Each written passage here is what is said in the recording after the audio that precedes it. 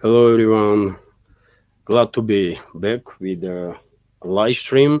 Hopefully everything will work out. Okay.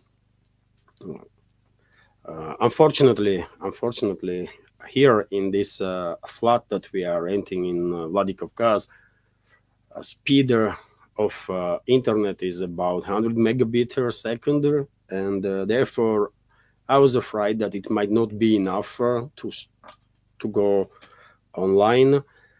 Especially because I'm using VPN to stream and also StreamYard to stream on the two platforms simultaneously on YouTube channel and Rumble channel. But hopefully it will work. Okay. If not, then well, in next couple of days we might rent another flat with a better internet, and I will stay online that way as long as we are staying here in Vladikavkaz, capital of North Ossetia, Alania. In my yesterday's update, walk and talk type of video, I did share with you with community information that we have came for summer holiday in North Ossetia, Alania for a couple of weeks. And as I promised, dear friends, in my updates, I will share not just news, but occasionally also some information about this region, this republic, about history, culture, how modern life is going. I'm quite sure many members of our community will like this additional information about life in Russia. And dear friends, I will definitely make videos for Patreon and also for YouTube, Patreon and Boosty, and also for YouTube and Rumble. From let's say not just from the streets, but also I'm gonna go to some local markets, supermarkets, and so on, so that community will have a better understanding how life is going on some 2,000 kilometers away from Moscow. Because Western propaganda, what they say is that, well, Moscow is different. In Moscow, life quality is higher, but if you go outside of Moscow, then it's a whole different story. Okay, I am in 2,000 kilometers away from Moscow, right? And in yesterday's video, you see some streets here in Vladikavkaz.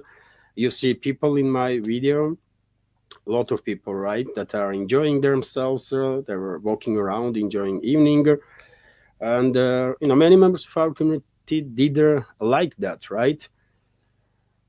And well, that's been said, dear friends. Let me also notice that before I start with the news segment, and there is a lot of news, but currently I can see only 43 people are online on YouTube. I don't know how many are on Rumble. StreamYard is not showing me, but if you can, please share a link of this live stream so that more people will join. And also let me remind you that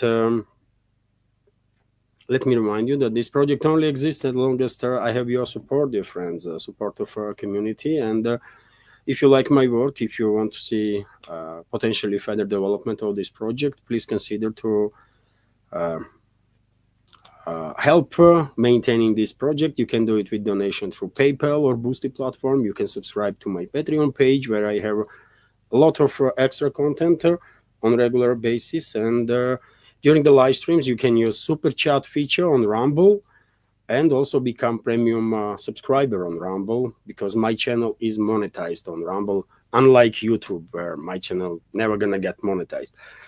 Okay, that's been said, dear friends. It is time for a news segment. Hopefully more people will join later on. I'll just highlight that today is 25th of July. Now it's 1:04, middle of the day by Moscow time. And well, there is quite a lot of news, dear friends. Quite a lot of news that I want to share in this live stream. And I'm gonna start with this report. From RIA Novosti, which is based on Russian Defense Ministry, that overnight, early hours of this morning, Russian air defense systems on duty intercepted 105 drones that were launched by Kiev regime and the NATO. Let's be real here. This is NATO attacks on Russia, right? to strike deep into Russian territory, and I can give you details on that. 26 drones were intercepted over the Belgorod region, 25 drones over the Bryansk region, 23 in Rostov region, 9 over the Sea of Azov, 8 in the Krasnodar Krai, 5 in Stavropol, 3 each in Kursk and Tambov regions, 2 in Voronezh, 1 in Oryol region.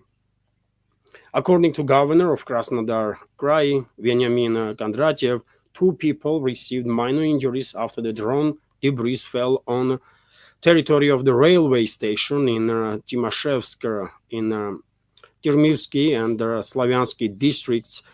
There is a minor damage to private houses also due to this Ukrainian NATO attack on Russia. Windows were knocked out, but no one was hurt, thankfully, in that direction. And when it comes to this drone attack on Russian railway, by the way, RT is also reported on that Ukrainian drones struck Russian passenger train.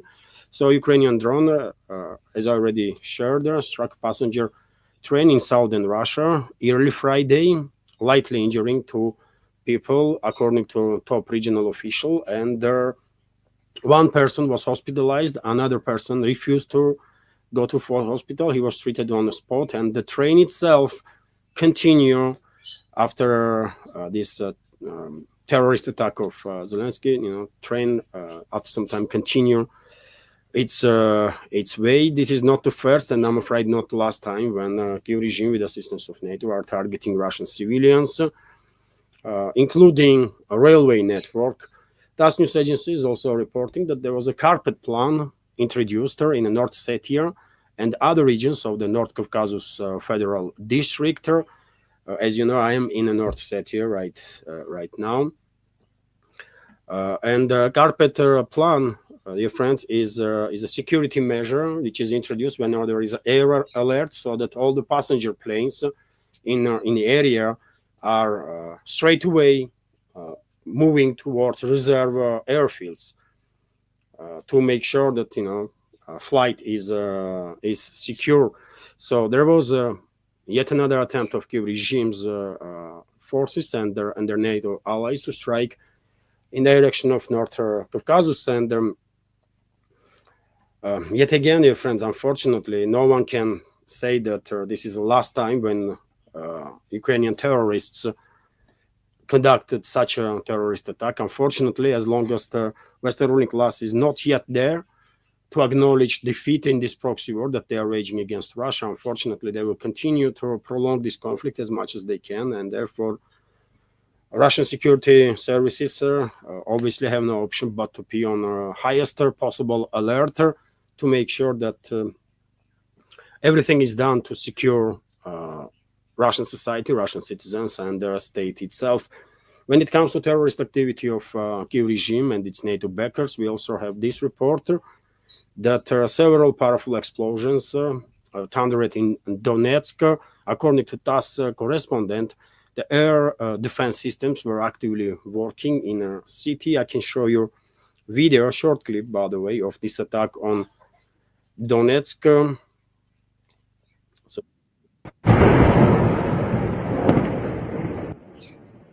So aftermath of attacks. Later on today, Defense Ministry most likely will share some additional information on that, and I definitely would not be surprised to hear that for this attack, Kiev regime and its NATO backers used the HIMARS MLRS systems, maybe even some cruiser missiles or ATACMS missiles.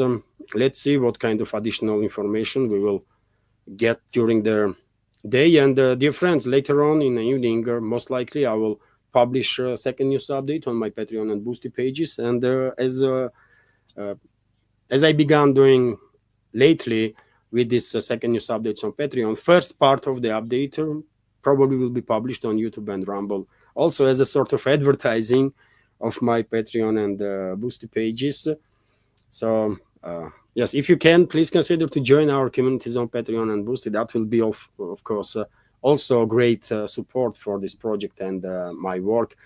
In case you are interested, the link to my Patreon is under this video in the description box, and after live stream I will publish a pinned comment with all the links for support. RIA Novosti is also reporting that on July 22nd, Russian armed forces liberate Novoekonomichskaya. I reported about it yesterday. And on top of that, Zverevo settlement was liberated. Significant progress of the Russian armed forces in DPR. And also we have reports that Ukrainian armed forces were driven out from their positions in Malievka settlement, which is, according to a number of reports, also under full Russian control. And this is the Dnipropetrovsk region, by the way. So already several settlements in the Dnipropetrovsk region were liberated by Russian forces. I reported yesterday about this news, but I think it's worth to repeat that Kiev regime have called for evacuation of residents of Kramatorsk, controlled temporarily by armed forces of so-called armed forces of Ukraine. Allegedly, there is a 53,000 civilians in the city still, and majority of them probably cannot wait Russian troops to come and liberate them and the city itself. But for safety reasons, obviously,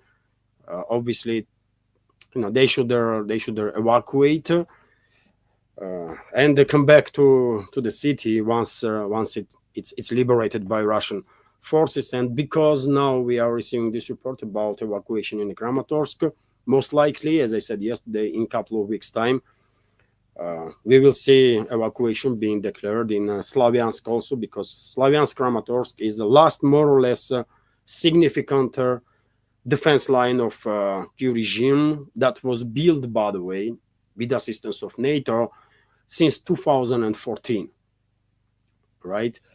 And Russian troops are approaching quite fast. But obviously, before battle begins for liberation of Kramatorsk-Slavyansk agglomeration, I'm quite confident that we will see liberation of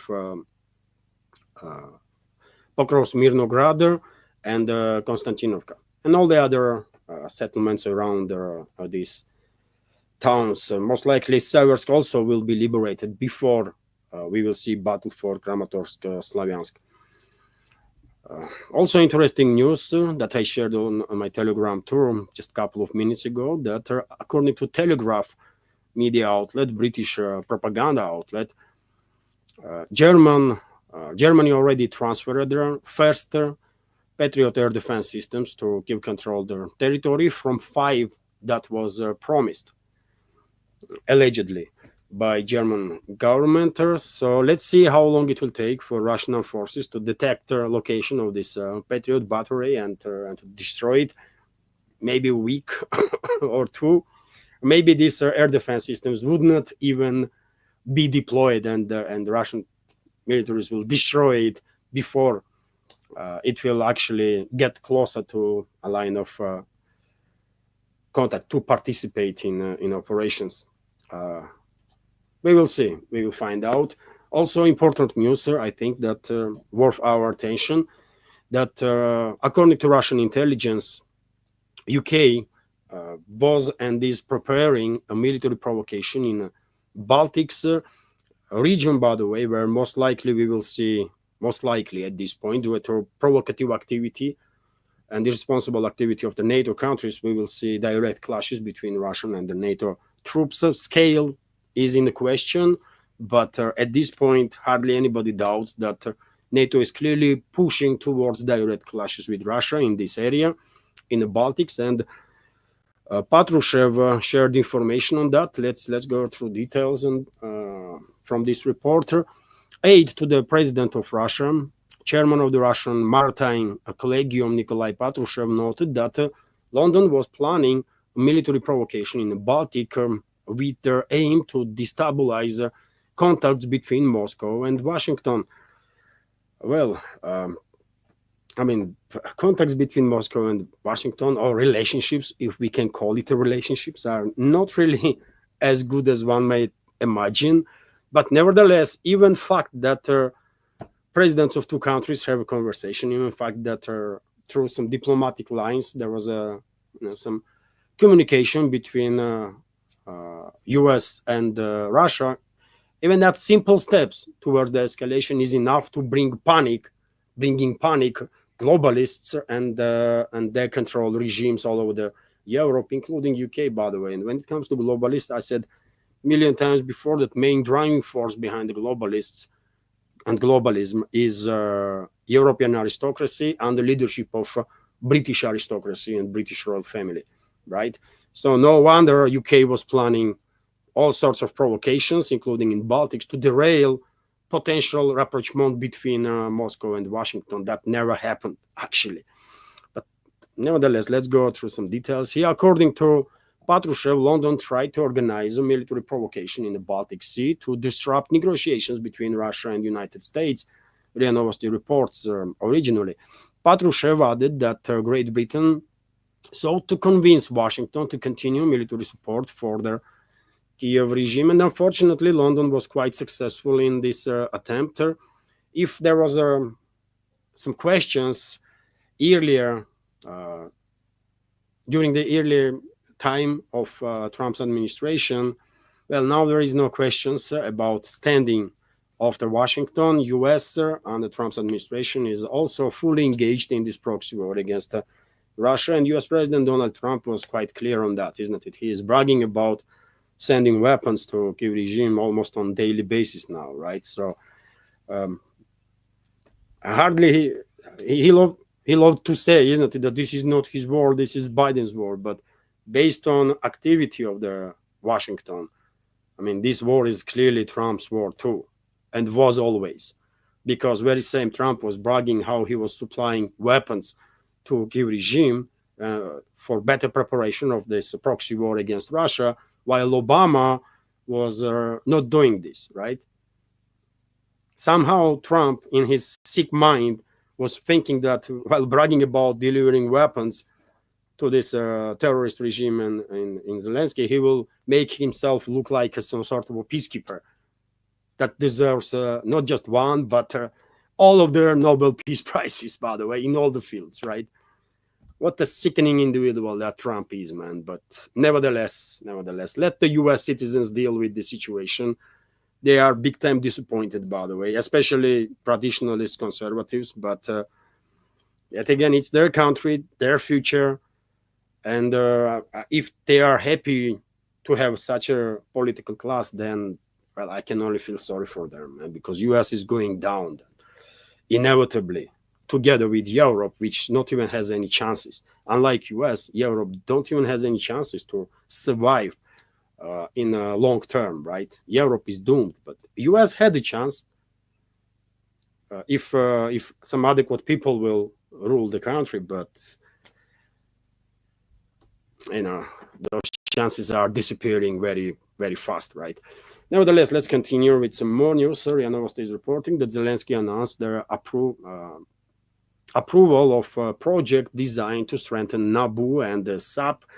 These are so-called anti-corruption institutions, by the way, that Zelensky tried to put under control of his inner circle, to be more precise, under control of Office of General Prosecutor. And, well, I guess collective Western or Western regimes were waiting for opportunity, basically, to begin ousting Zelensky, and this attack from Zelensky's office on NABU and SAP was used as a trigger to basically start a new Maidan in Ukraine, in Kiev, and a number of other cities, including Lvov, by the way, Western Ukraine. And I guess Zelensky and his inner circle get threatened with these demonstrations that they see. And Zelensky is backing down, sort of. He wants a new law to be adopted now, which will sort of guarantee independence of this NABU and SAP. But this is all the games, right? No one really believes him. And what is the most important, dear friends, that as I said yesterday, as I mentioned yesterday, many experts on Ukraine are pointing out that these demonstrations were well organized, and among leading figures, among organizers, were people that are connected with Soros, right? And when you hear Soros, you know straight away this is CIA is working, right? And so I will argue that Washington has begun active preparation of the ground, Zelensky to be removed from the office, either through political means by forcing him to uh, resign, or maybe to appoint elections, right? Or military option might be considered also, and are considered, according to Seymour Hersh, award-winning U.S. Journalist that reported about Zelensky's fate just a couple of days ago, isn't it? I shared information on that too in my previous updates. But nevertheless, let's go through the details of this report about Zelensky's attempt to de-escalate. So, aimed mass protests against the law he signed that limits the powers of the anti-corruption agencies. Vladimir Zelensky said he had approved a bill designed to strengthen the independence of these agencies. We have a quote from him: "I have just agreed on the text of the bill, which guarantees a real strengthening of the law and order system in Ukraine, the independence of anti-corruption agencies. The bill will be submitted to Verkhovna Rada, which is parliament, today." He wrote, Zelensky wrote on his Telegram channel, but yet again, process of ousting Zelensky has already begun, and I don't think any steps that Zelensky and his inner circle will take now will stop this process. He is finished. Zelensky is clearly finished, and on the very matter of fate of Zelensky, we have this reporter that Ukrainians take to the streets again. By the way, protests are not stopping against Zelensky, and take a look at the placards, by the way, or how you say, these banners that they have in their hands, these protesters that are connected with their, organizers of the protests are connected with their Soros, by the way. So this is CIA working, right, in Ukraine to oust Zelensky. And look, this bloody Zelensky and his main ally. What is the name of this other creature, man? I forget. They are not that important to constantly remember the names, right? Yermak, yes. That's protests against Zelensky and Yermak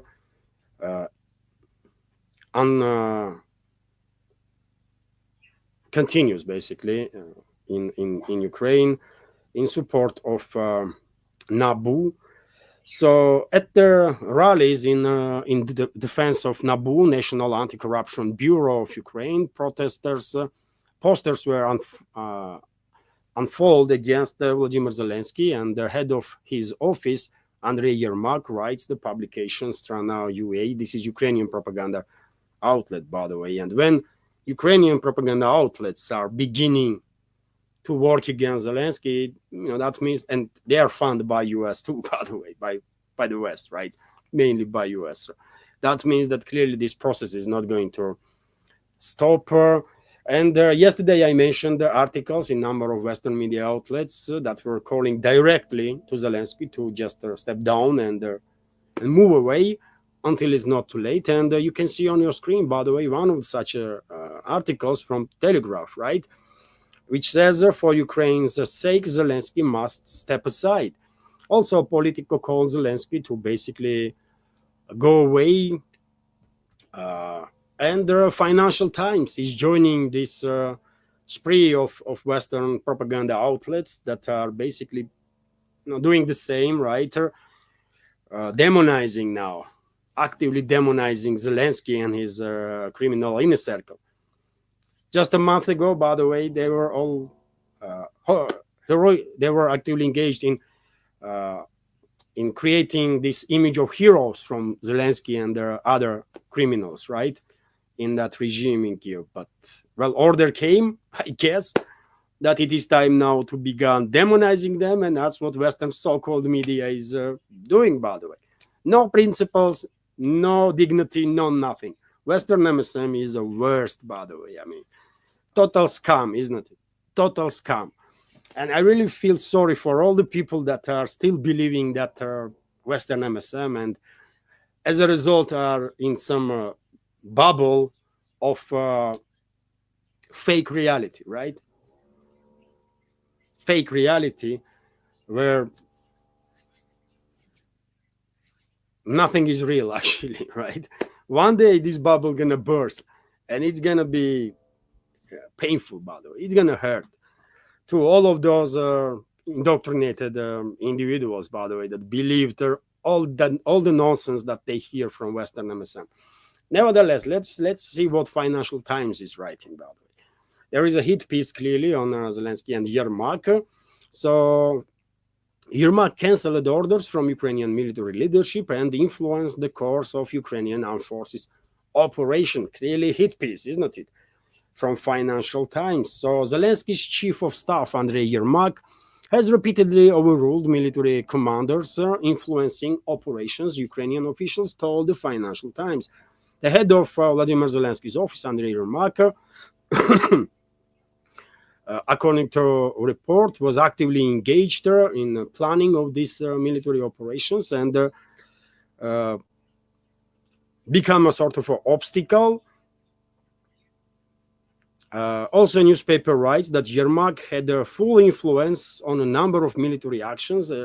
How many times they're going to repeat same stuff?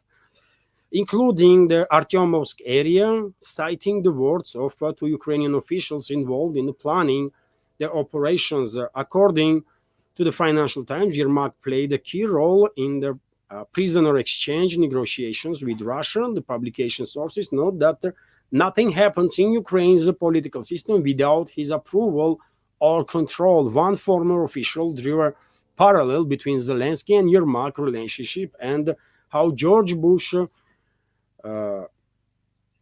shared power with Dick Cheney. The Financial Times also calls the reshuffle of the Ukrainian government Yermak's most important project. According to two former senior Ukrainian officials, Yermak oversaw the resignation of the former commander-in-chief of the Ukrainian Armed Forces, Valery Zaluzhny, who was then appointed ambassador to London earlier. U.S. publication Political called the head of Vladimir Zelensky's office, Andrei Yermak, a Ukrainian official who is not accepted in Washington by either Republicans or Democrats.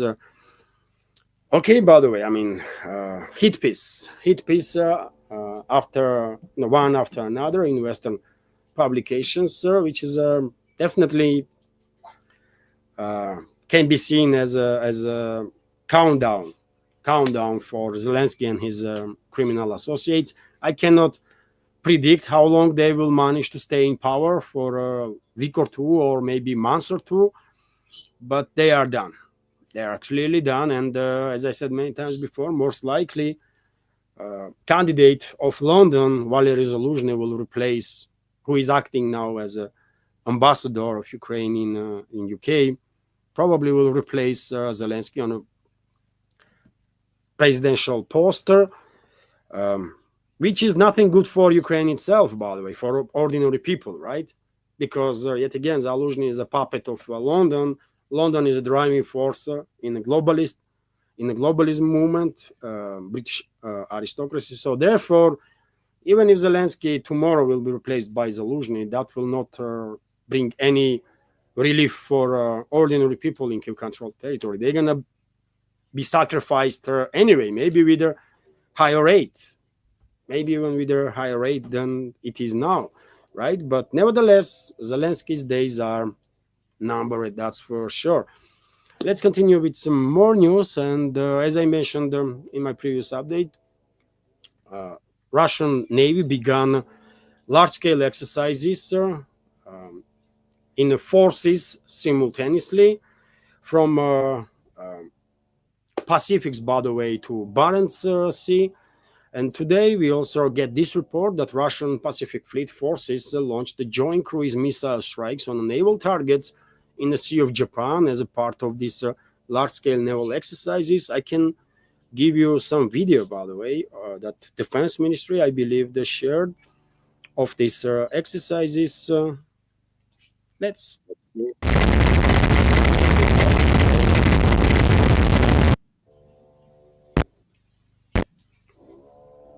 Quite a number of vessels are in use, so it is a large scale.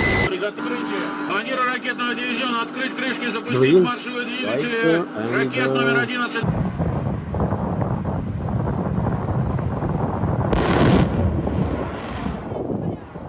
some launches of the missiles, and well, Navy is preparing, by the way.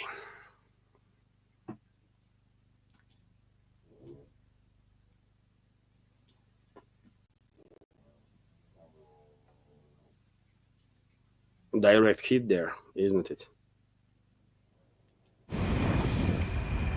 Командир ВЧ-2, открыть крышки контейнера номер 3, ракета номер 3, тусь!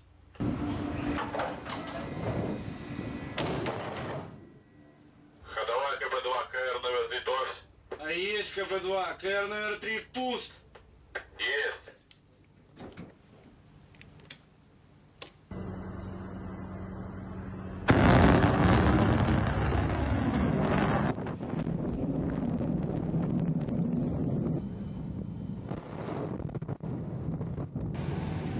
Russia builds best missiles, by the way, right? Russia is definitely among leading countries when it comes to missile capabilities.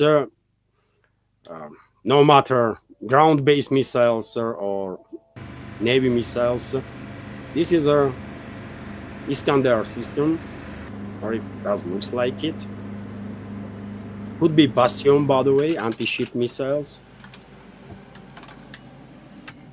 Азарт Елка, на ПП включил основной режим, централизованный КП, проверил связь, АПП ИП, СБУ, СПУ, провел сверку времени, с АПП ИП, начал режим РОЭР. Пуск разрешаю. Старт! Есть! Старт!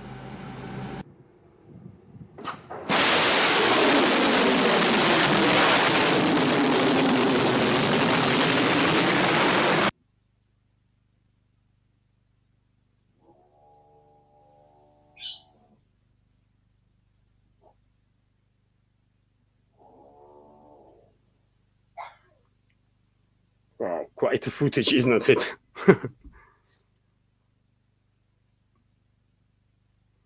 That missile also hit that drone, by the way, that was making this film, documenting their exercises. So yes, big, large-scale drills, by the way, and Russian Navy is preparing to give a decent answer to any hostile forces that will dare to challenge Russia and to cause security issues to our country. And I hope Western so-called elites, by the way, will wake up as soon as possible and stop escalating with Russia. Otherwise, they might well provoke a full-scale war, by the way, which will not end well for anybody, really, right? And we are quite well informed, I will say, our community, and we understand full well that a direct war between full-scale war between Russia and NATO will be end of humanity. But you tell me if Western so-called elites understand this. I don't know.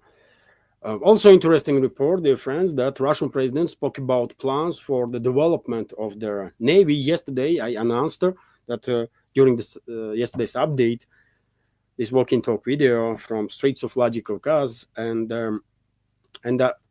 I mentioned that Russian president was planning to visit a ceremony of raising the Russian flag on a brand new nuclear cruiser, a submarine, Prince Pozharsky. And well, we have additional news on that. He actually went to participate in that ceremony. He made quite important statements. Let's go through some details here.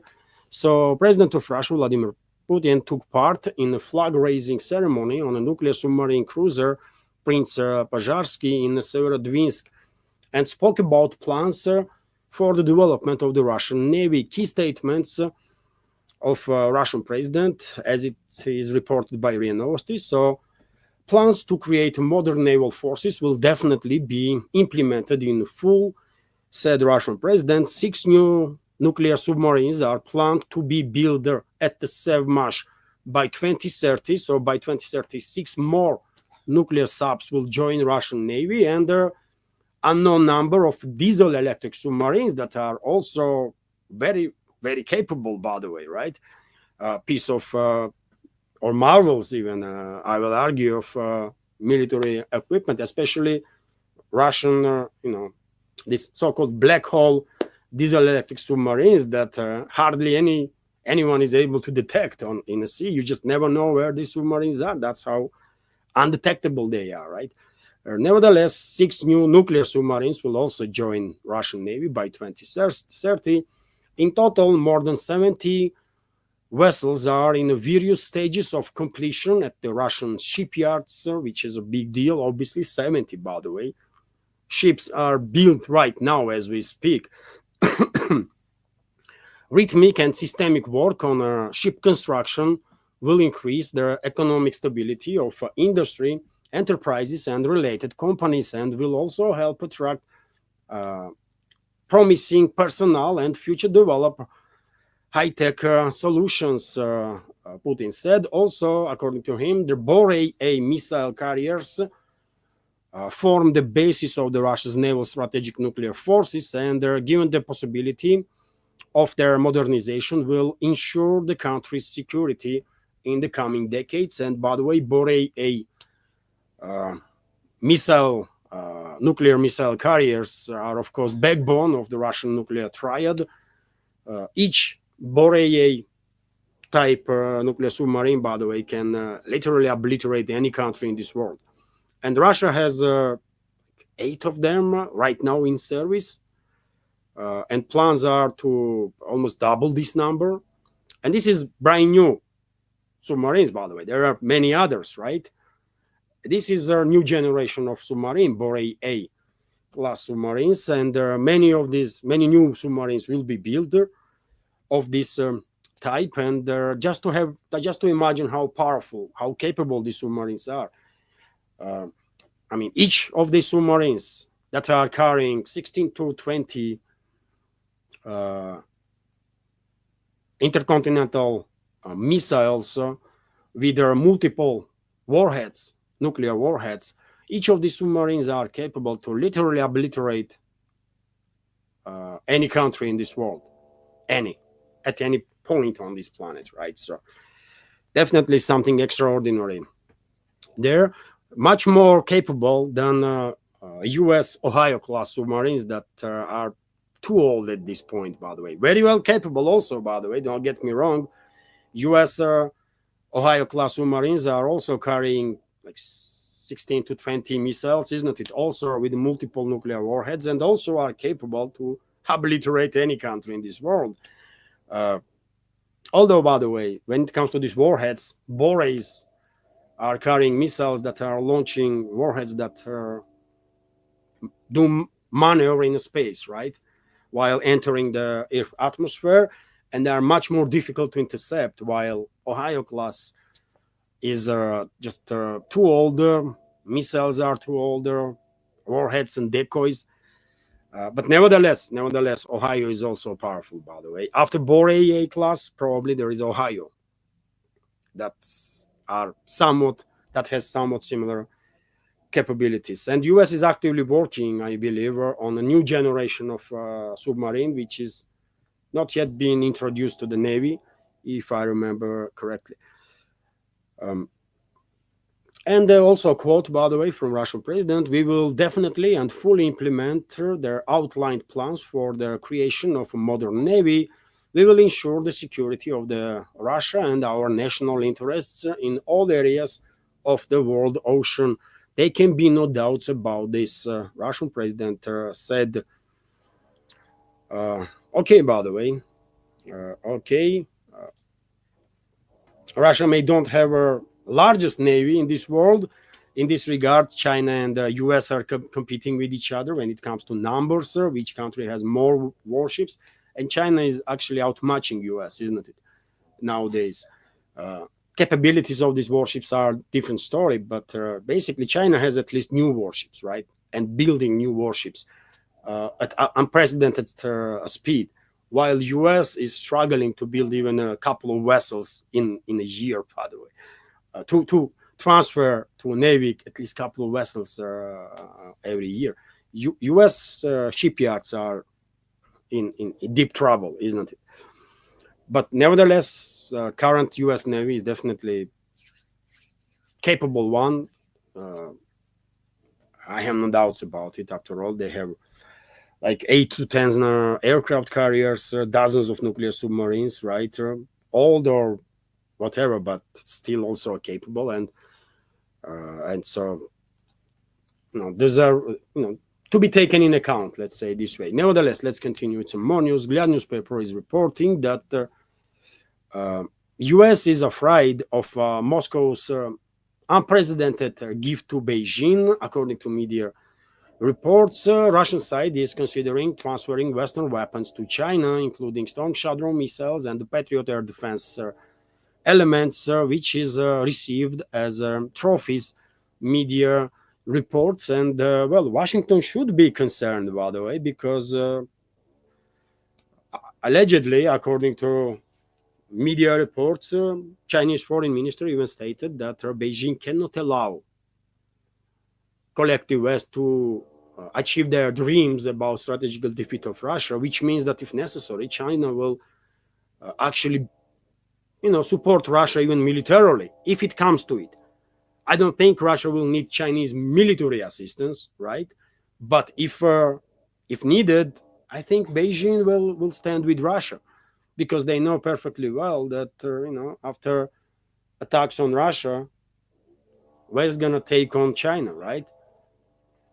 So cooperation between Moscow and Beijing is definitely on a high level, highest level possibly ever, right? And they're further increasing, and therefore it is quite a possibility that whatever military know-how Russia did gain about Western military systems, their capabilities, this information will be transferred to China, so that Beijing and Chinese Liberation Army will be better prepared to deal with these weapon systems when globalists will provoke war in the global south. And they will provoke war, by the way. We'll understand that it's only a matter of time, and globalists will provoke war against China in the global south. Globalists already preparing number of countries to use them as their proxy and to sacrifice, as they sacrifice this former Soviet Republic, Ukraine, right? Philippines, namely, definitely is actively being prepared to get sacrificed, right, against Western proxy war against China. And a self-governed island of China, Taiwan, is also getting prepared to get sacrificed, isn't it? A number of other territories there also in the global south, and China knows this all stuff. We know it, China knows it, everyone knows this, right? We are not talking about something that is a kind of wow surprise. No, we all know that this is going to happen. So yes, China is preparing, and I don't really have doubts that yes, Russia will most likely provide their Chinese colleagues with not just Western equipment, but also knowledge that Russia has gained while dealing with these Western weapon systems, right? And this will be very helpful to Chinese militaries, 100%, of course. Russia knows perfectly well how to intercept ATACMS missiles, Storm Shadow, Scalp PGs, how to deal with many other Western weapon systems, and this knowledge worth gold, by the way, right? And China probably will receive it. Nevertheless, let's continue, dear friends, with some other news. Of course, we have to talk about Middle East, another area of this world where Zionists, globalists, US neocons are engaged in crimes against humanity. And surprisingly for some, I guess, France plans to recognize Palestine, according to Macron. I said, dear friends, that among globalists, there is an internal confrontation. And even though France is controlled largely by globalists and French elites are part of globalist movement, there is a tension between Paris and London, right? Between French elites and British elites. This is historical stuff, nothing new there. And look at this news that French President Emmanuel Macron has announced that his country will recognize Palestine as a state in pursuit of what he called a historic commitment to a just and lasting peace in the region. In a surprise statement on X, Twitter X, on Tuesday, Macron said that he would, on Thursday, sorry, Macron said that he would make a formal announcement to this effect at the United Nations General Assembly in September in New York. The urgent need today is to end their war in Gaza and to rescue the civilian population, he added. And, well, dozens and dozens, majority of countries already have recognized Palestine as an independent state, right? Including Russia, by the way. But there are a number of collective West countries that never did this recognition. And, well, France is sort of moving in that direction to recognize Palestine as an independent state, which hopefully will help civilians, by the way, to survive. Civilians in Palestine that being genocide by fascist Israel and fascist Israelis, right? And you guessed which country is strongly condemns this statement of Macron? Obviously, U.S. by the way, obviously U.S. So Secretary of State Marco Rubio went on Twitter also, I believe, to commented on Macron's decision. So United States strongly rejects Emmanuel Macron's plan to recognize Palestine state at their UN General Assembly. This reckless decision only serves Hamas propaganda and sets back peace. It is a slap in the face of the victims of October 7th, Rubio said. And you know what? Rest in peace to all the victims of, all the civilian victims, I will say, of October 7th. But what about hundreds of thousands of killed Palestinians? What about hundreds of thousands of innocent Palestinians' lives that were killed by fascist Israelis? Does this so-called politician in US, Marco Rubio, this scum of humanity, has anything to say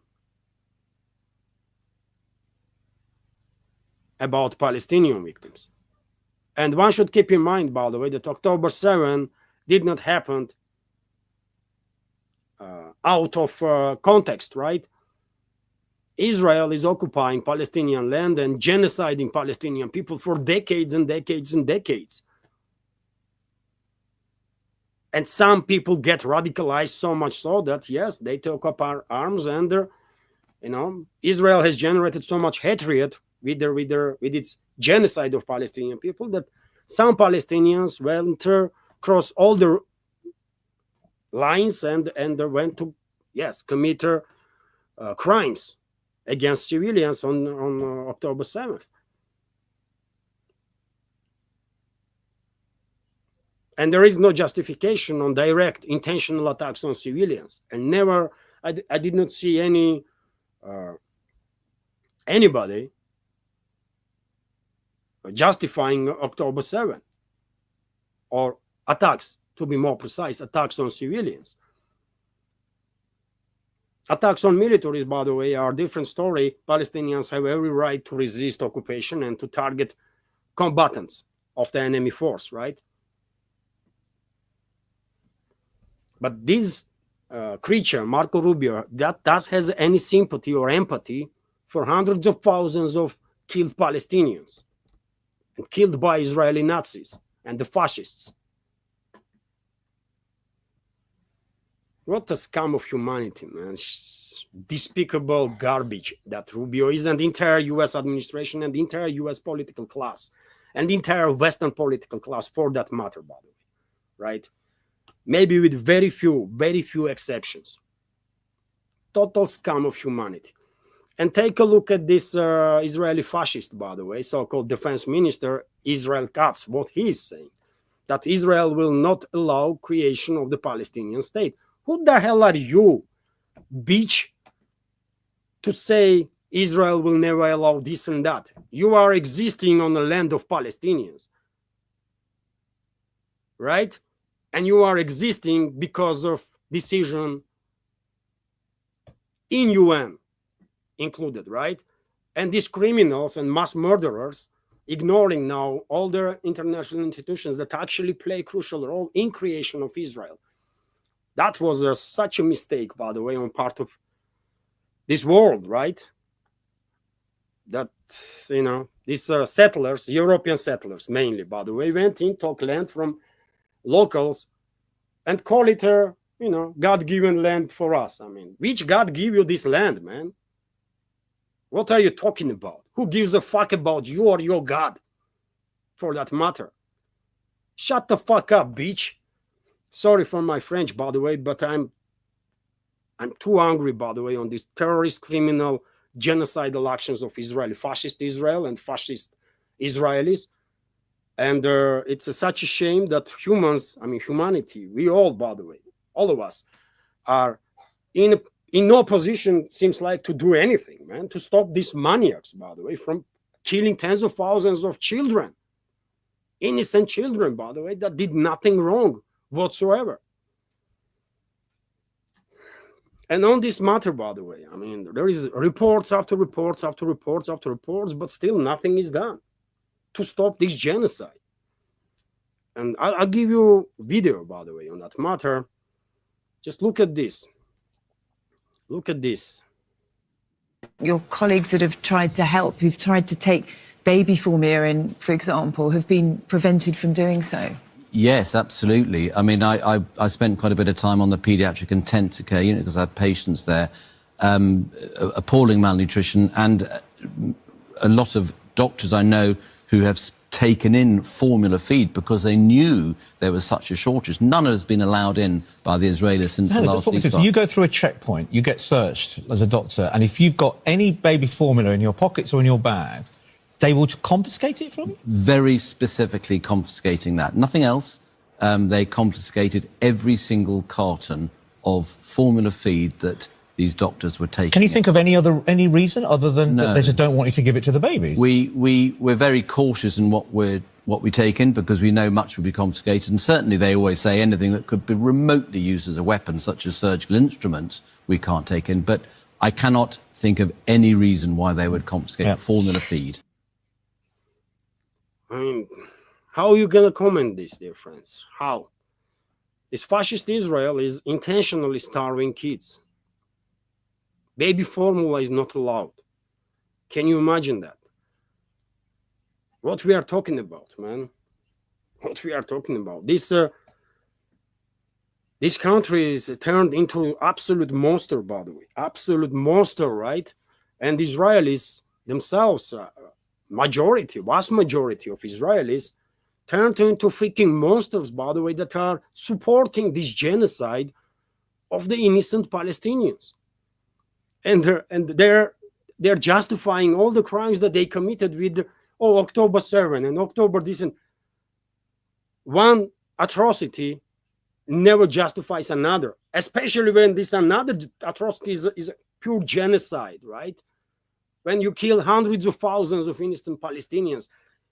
What kind of human you are when you are still supporting this? I just don't get it, man. No good human being understands this, right? And cannot understand. It's not possible, right?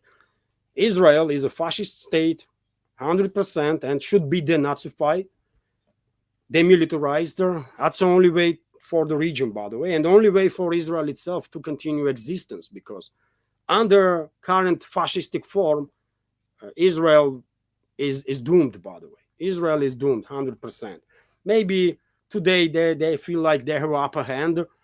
They are controlling through different means main or major military powers in the West, and they are using this power, this control, to continue this genocide, but it will not end well for Israel, by the way. Only way Israel as a state can survive in the Middle East is if Israel is demilitarized, if Israelis are denazified, if Israelis will undergo these denazification programs, and if Israel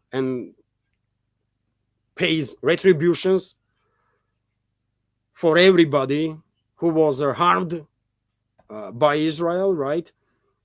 when Israel will give back all the land to Palestinians that Israel should, well, after that, maybe Israel will manage, and when Israel will apologize literally every day from now and the next 1,000 years for all the crimes that they committed. In that case, maybe people in this world will find forgiveness in their hearts, right? And people of Middle East especially, people of Palestine especially. But this fascist Israel that exists right now is doomed, by the way. They might feel they are untouchable, but only so long, man. Only so long. And again, sorry for my French, dear friends, but I'm a human too, right? And I am ashamed, by the way, that there is a genocide is happening and I cannot do nothing to stop it, right? It hurts, isn't it? I'm 100% convinced majority of you have similar feelings, by the way, that it's atrocities happening and you just unable to do anything, really. You know, it drives you angry, right? And we are ordinary people, by the way. I mean, what we can do, we can just talk about it, share information about it, but decision-making process is in not our hands, right? But nevertheless, I apologize for being a little emotional, but we are all humans, you know, and it's a horrible, by the way. If you have empathy, by the way, for the people, you can imagine yourself and your family being in that horrible situation that Palestinians are, by the way. And goodness me, it's terrifying. Just imagine for a second, you and your family being treated like Israel and fascist Israelis are treating Palestinians. It's a terrifying, isn't it? Every second of such existence is a terrifying. And can you imagine through what horrors these people, by the way, innocent people are going through every single second of every freaking hour and every day, man?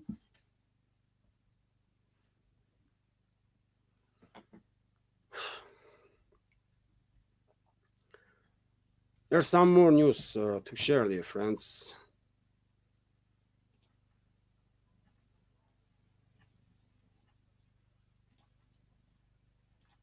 Let's continue with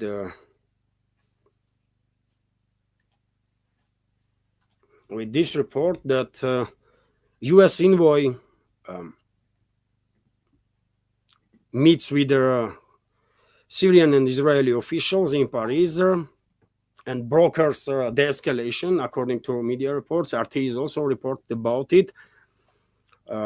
Allegedly, all government forces of Syria are banned now from entering the Sueda province. And these government forces of Syria, by the way, are terrorist regime forces, right? Terrorist regime forces that are supported by the West and were supported by West for how long now, isn't it? What happened to Syria, it's also 100% fault of and responsibility of their collective West countries. US, UK, obviously Israel is involved there, Turkey, other countries, right? They destroyed lives of hundreds of thousands, millions of Syrians, by the way, right? Just because they wanted to ousted Bashar al-Assad, who was not keen about some energy projects that was proposed by the West.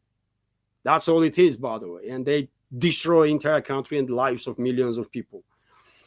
But these terrorists that West was supporting, unfortunately, now are in power. And, well, these terrorists are banned to enter Sueda province, allegedly, according to this new agreement. Also, withdrawal of tribal forces being agreed beyond Druze villages, and US will monitor agreement and violations, whatever that means. So Syria is done, by the way. Syria, I don't see Syria as we knew it on the political map in 15, 20 years' time and beyond. Most likely Syria will undergo full-scale disintegration because country is just too divided, by the way. I mean, everybody hates everybody there. There are crimes on and religious and ethnic lines. And if you take in account that modern Syria was created by the imperialist forces, Western imperialist forces, you know straight away that this creation was artificial, did not take in account of dozens of nuances that should be taken in account, right? That's how Western imperialists operated all over the world, by the way, while formally withdrawing from the regions, right? Take a look at the India and Pakistan, by the way, or Bangladesh also. It should be India, by the way. There should be no Pakistan and Bangladesh, in my personal opinion, because it's Indian people, and they should be united under one country. Why are they divided? Because that's how London decided, right? But nevertheless, that's a report, by the way, that sort of agreement was reached to de-escalate in Syria, although I guess majority of you are skeptical that this will work, and I am skeptical too that this will work, by the way. I don't think so. RT is also reporting that African nation hits out at the Trump over mega dam claim. So Ethiopia has rejected US President Donald Trump's claims that Washington funded a multi-billion-dollar hydropower dam that their Eastern African country has built on the Blue Nile, calling the statement false and destructive. And I remind you, dear friends, and in my previous updates I spoke about this, that Trump repeatedly said at the White House dinner with a Republican senator last Friday that, and not just on that occasion, but on other occasions too, that Ethiopia constructed the controversial Grand Ethiopian Renaissance Dam largely with the US money. And I was even surprised. What the hell is he talking about? What US money, by the way? Right?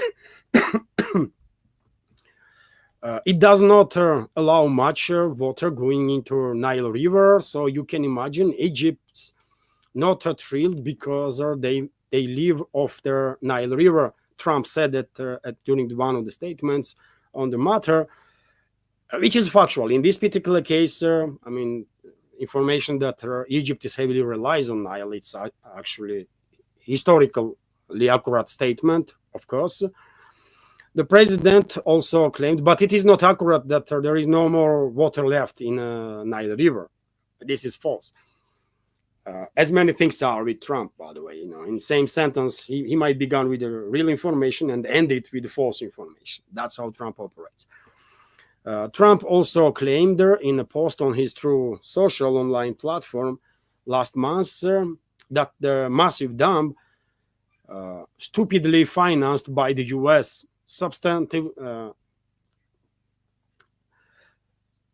substantially reduces the water flowing into Nile River. However, on Tuesday, Fikte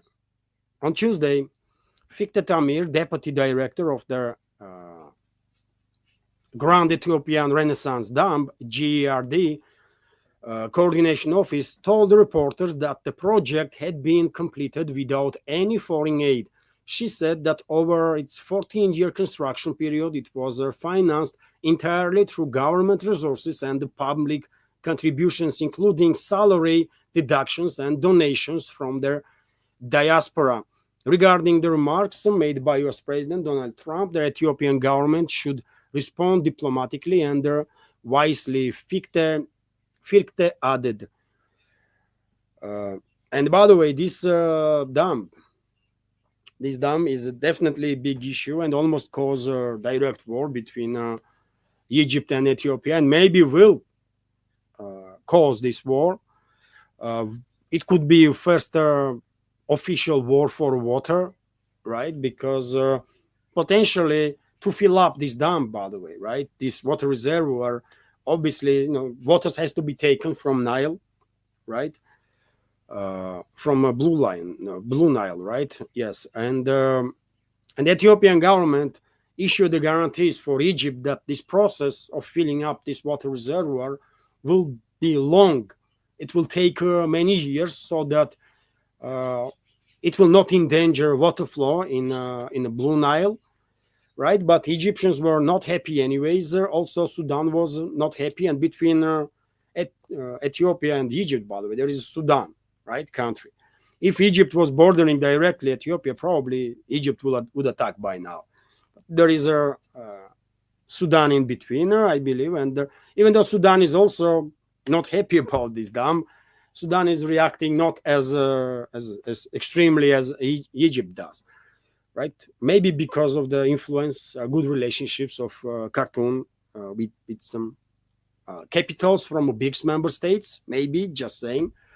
But nevertheless, US sees this opportunity as always does when it comes to Western elites, by the way. You give them opportunity to provoke a confrontation, they will.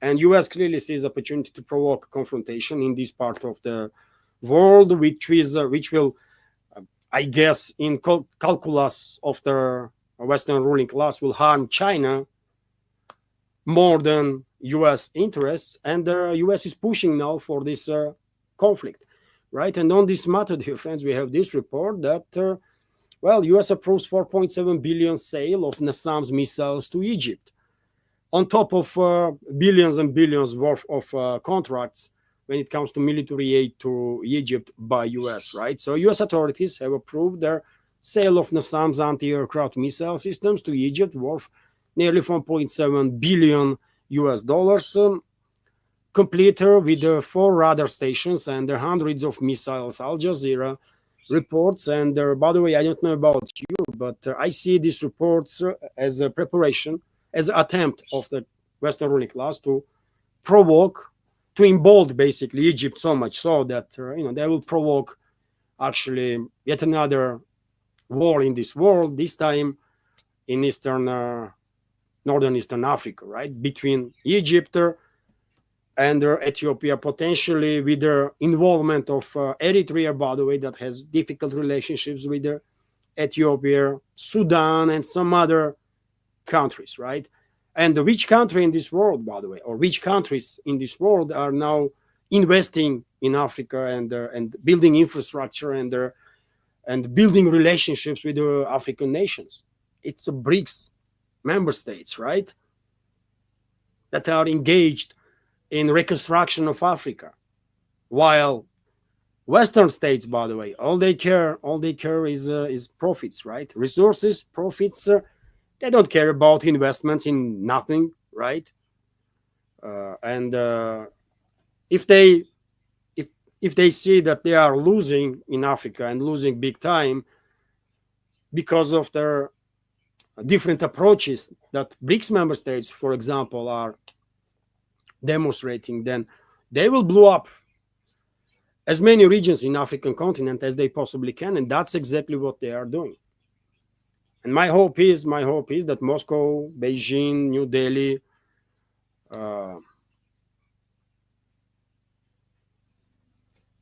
Brazil, by the way, and South Africa will Pretoria, right? Capital of Brazil. Am I correct? Sorry, capital of South Africa. Pretoria and Brazil will use all their influence, and other capitals from BRICS, all their influence to make sure that Egypt gonna stay on political line, and Ethiopia has no issue, by the way. Ethiopia is not seeking no war with nobody, right? They needed energy. They built this dam. They had every right to do so, and they are guaranteeing Egypt and Sudan that there will be no water shortages in Nile. They will take years and years and years to fill up this reservoir, to make sure that there is enough water in Nile, right? So what else can Ethiopia do, really? And this is not the only region, by the way, where there is a significant escalation. Unfortunately, 2 countries in the global south, Cambodia and Thailand, are on the edge of full-scale war. We have this report, for example, that Cambodia and Thailand are fighting in 12 border areas, by the way. It's not just one particular place that exchange of fire is happening, but it's 12 areas that this exchange of fire is happening. Thailand authorities actually acknowledged the possibility of a full-scale war with Cambodia. Sides are exchanging fire big time. Thailand has deployed its air force. Cambodia is heavily relying on multi-launch rocket systems to shell some military facilities, military bases of the Thailand forces. There's plenty of videos, by the way, plenty of videos. Locals, by the way, civilians are shocked on both sides of their border. Let me give you this video, for example. Look at this. Look at this, man. People are minding their own business, and at some point, MLRS system begins firing.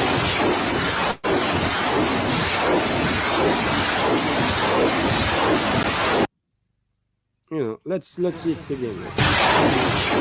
This in the beginning.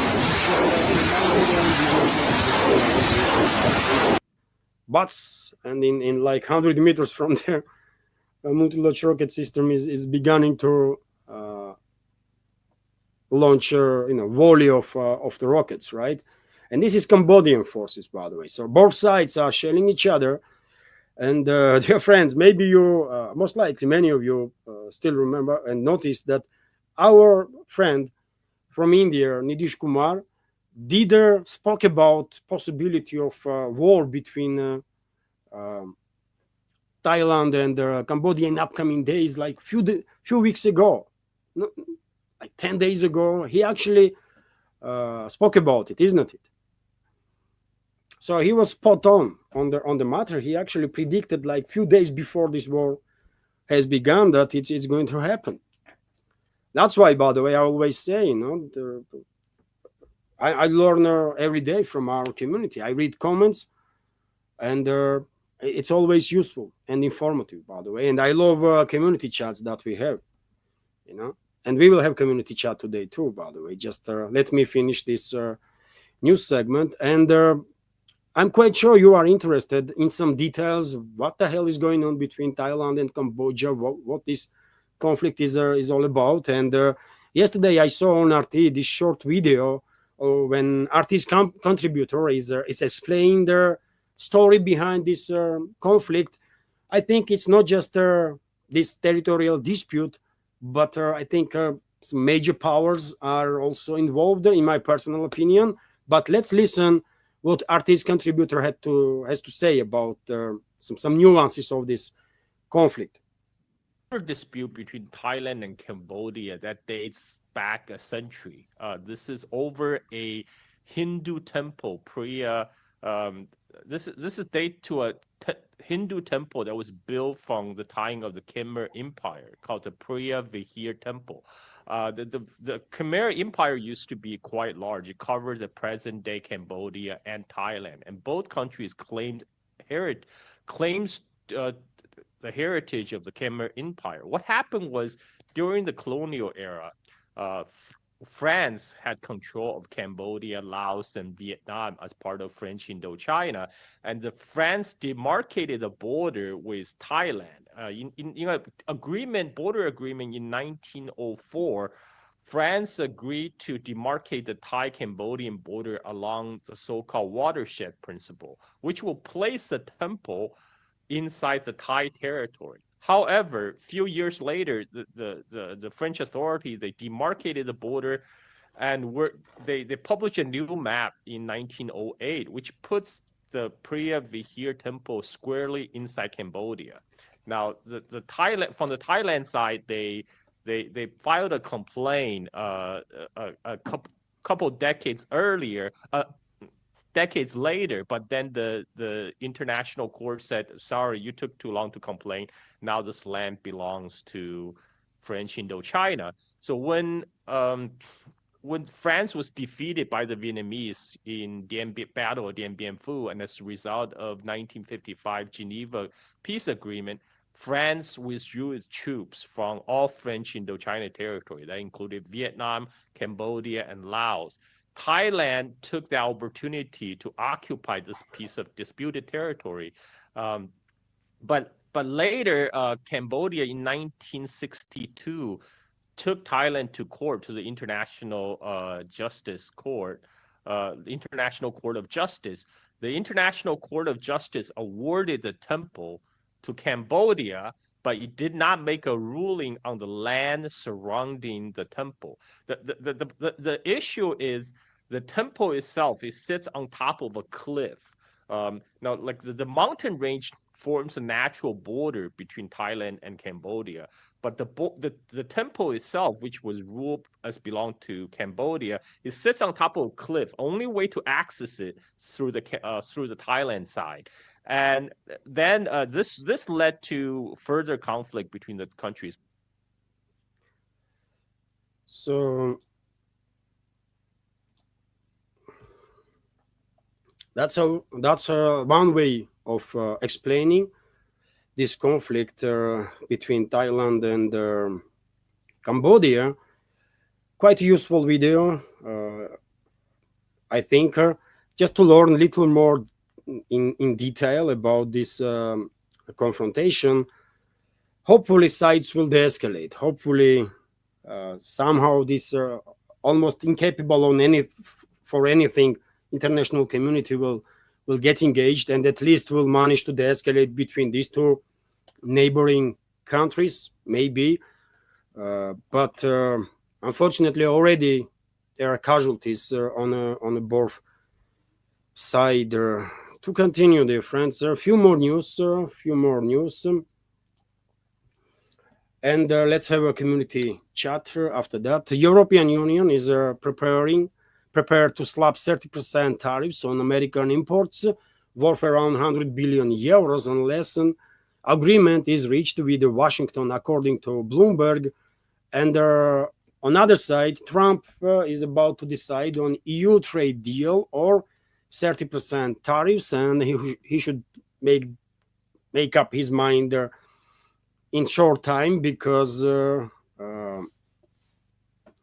the limitations of whatever agreements they have in place now, Washington and Brussels.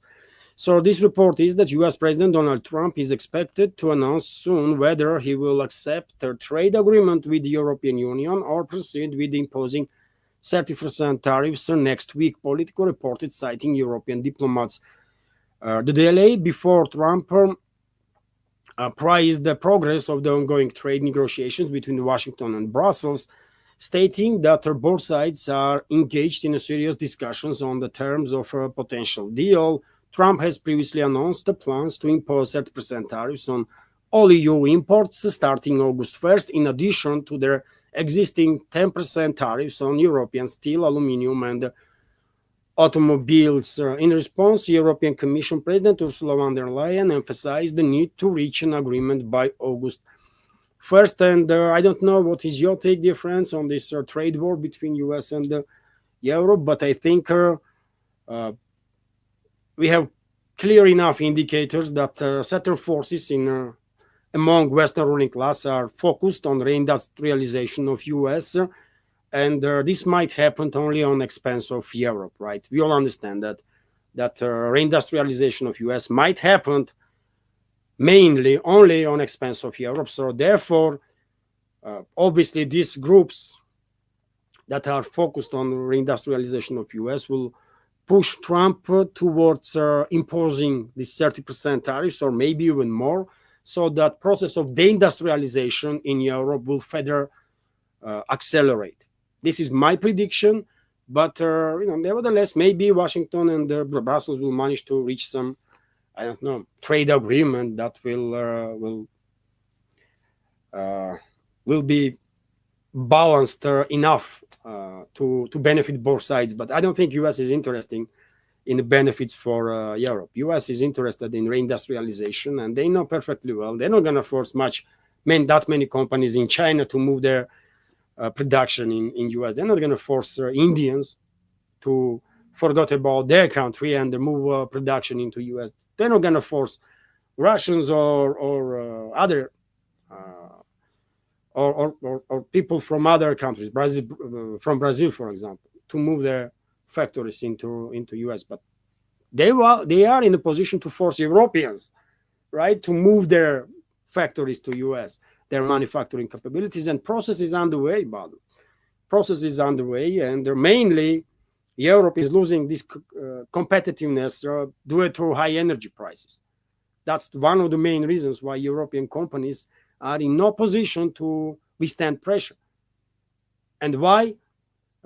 Energy prices are unbearably high in Europe for businesses and for ordinary people because of the crazy policies of the globalists, right? Because they destroyed decades and decades longer, almost perfect, by the way, relationships between European countries and Russia when it comes to energy cooperation, right? But yet again, tell this to globalists, by the way. Do they care? I don't think so, right? So yes, we will find out soon. We will find out soon what is going to happen. But I think U.S. decision will be dictated by this intent to reindustrialize U.S. as much as possible, and obviously on expense of Europe. So probably U.S. will go ahead with the tariffs, I guess. Nevertheless, this is it when it comes to one more news, dear friends. One more news. There was a takeoff, by the way, of Russian Soyuz 2 1B rocket with the 2 satellites and 18 small spacecrafts. Launch was successful, and let me give you a video of that too, and then we can go ahead with the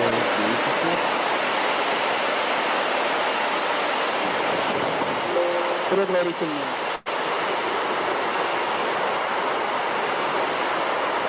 Промежуточно.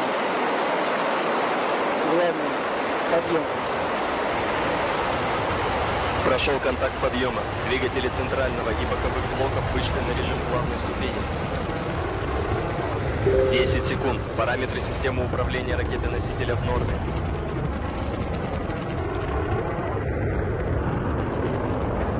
Секунд. Двигатели первой и второй ступени. Yeah. Good news, by the way, for Russia there. Definitely one of the leading countries when it comes to space exploration. I would like to see more progress in this direction. I love space explorations. I love astrophysics, and after all, Soviet Union was a pioneer in space exploration in so many ways, isn't it? So Russia definitely have to be a leading country when it comes to this topic, and we are moving in that direction. Maybe speed is not as I would like to see, but nevertheless, it is a progress. It is a movement forward, right? And that's it, dear friends, when it comes to news segment of today's live stream. Anya, my wife did not told me that there was very significant issues with their buffering and stuff. I'm a bit surprised because of it, by the way. I was afraid that this 100 megabit internet would not be enough, but well, if live stream worked okay without any technical issues, without issues with the buffering, then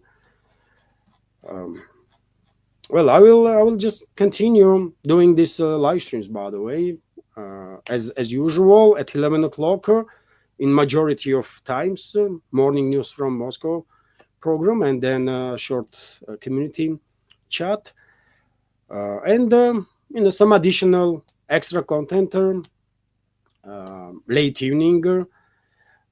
Also, why not? And I guess there was no super chat on Rumble. Oh, there was. Oh, okay. There was super chat, by the way. Annie sent me screenshots of that, and I will share. Now this screenshot.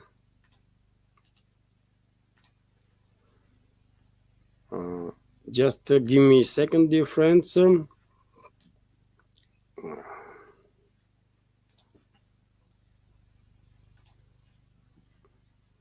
This is work for at least 2 people, isn't it? If not more, to do sound engineering, to do graphics stuff, and also to actually lead the program. But I have to learn to manage all this stuff alone. Anya, my wife, is helping me as much as possible, but there is some stuff that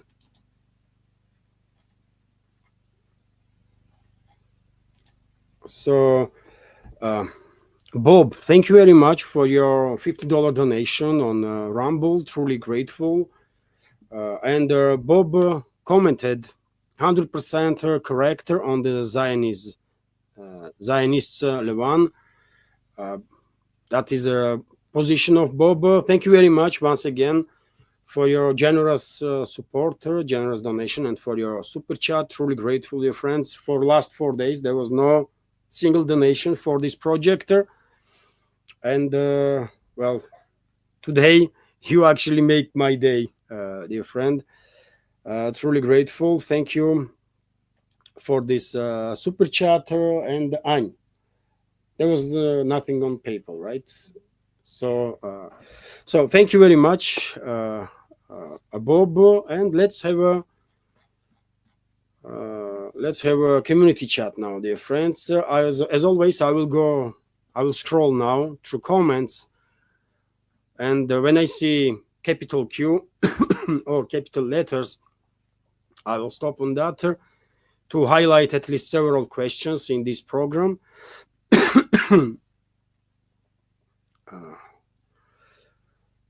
And let's end this live stream on that. We will have a big live stream, big community chat on Sunday. Hopefully, internet will not let me down. So on Sunday we will have a fundraising stream and also big community chat. But on other days it's like 15, 20, 30 minute conversation.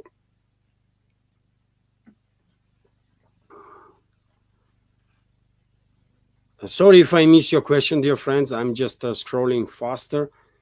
Can you imagine? I did not fully recover from that freaking nasty virus, by the way, that I caught in Moscow. And I can feel now that I have to stop talking and then to take water. Otherwise, I might start cough. I don't want that.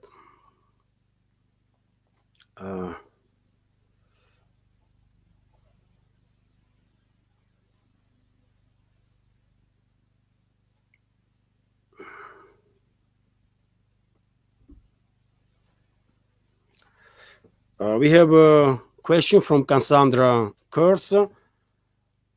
You might be wrong about new protests, Levan. Soros protests always use pre-made signs, all fabricated by companies, and they're always in English. These protests had none of that. This was handmade in all languages.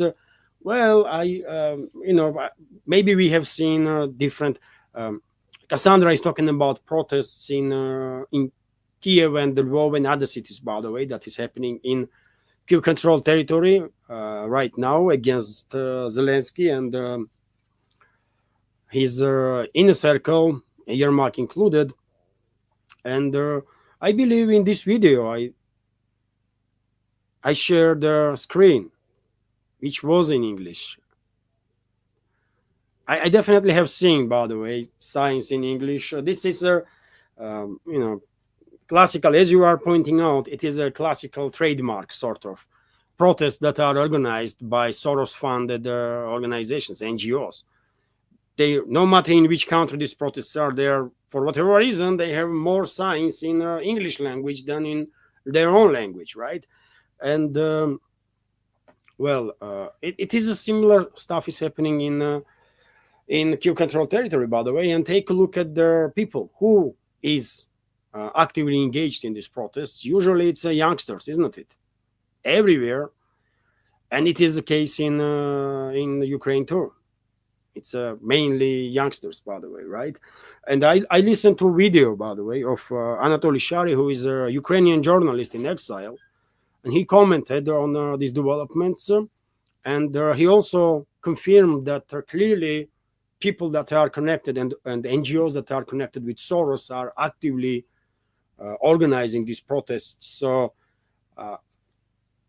he is from Ukraine. He has sources in Ukraine. He was many times spot on when he was predicting some stuff, and I don't really have reason to doubt his report. And my judgment is based on information from people like that know situation inside Ukraine better than I do, right? So therefore, I don't want to argue with you, Cassandra, but I mean, if people from Ukraine are saying that there is a clearly trace of Soros and that is the CIA or the Washington, then thank you for your question. We will find out anyways, isn't it? We will find out soon if suddenly these critical articles in the Western propaganda outlets will stop, and if those so-called media began making from Zelensky hero again, then okay, maybe this was a false start, sort of. But we need some more time. I think something big is being started by U.S. assets. And I think U.S. is not operating alone. I mean, obviously, London is engaged because Zaluzhny is in London, person who is considered to be replacement.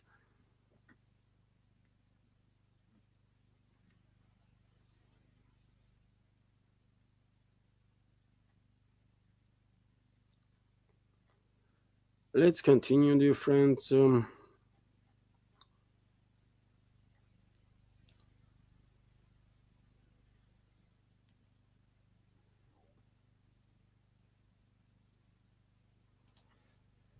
Don Zugar is commenting, Levan, are you aware that majority of US citizens are anti-Israel, but our elections are fixed and our corrupt politicians are taking bribes from AIPAC with both ends and both feet?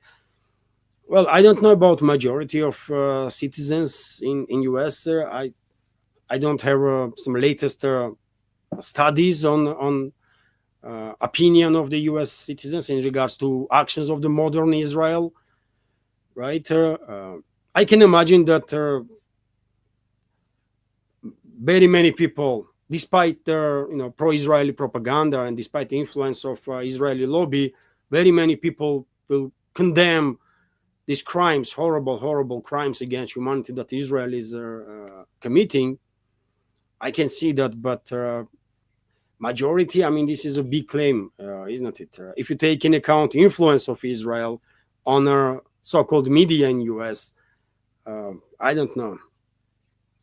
Majority, I hope so. I hope US majority, majority of citizens in US are condemning this criminal actions, this genocide that Israel is committing, right, against Palestinians. But I don't know if majority of US citizens are free of propaganda in this regard. That's from where my skepticism is coming. But I hope your data is correct. And when it comes to your other part of your question, I agree with you 100%. By the way, at this point, hardly anybody in this world really has any doubts that U.S. political class is brought and paid by Zionists, right? It's just, too obvious. It's ridiculous to deny this influence of not just AIPAC but Zionists in general on U.S. political class. They all been blackmailed, by the way. I mean, maybe not all of them, but many of them been blackmailed for decades, I guess, and decades. And we only know about this Epstein operation that Mossad was engaged in, right? And how many of such operations are being conducted that we have no idea about? So one can imagine that entire political class of US is really bought and paid by Zionists, man. Probably that is the case. Look how Trump himself is acting on Epstein case, for example. It's a disgrace, isn't it? It's disgrace, but he continues to act same direction, destroying whatever reputation he has left among his supporters, and destroying whatever reputation US had, right, in this world. It is what it is.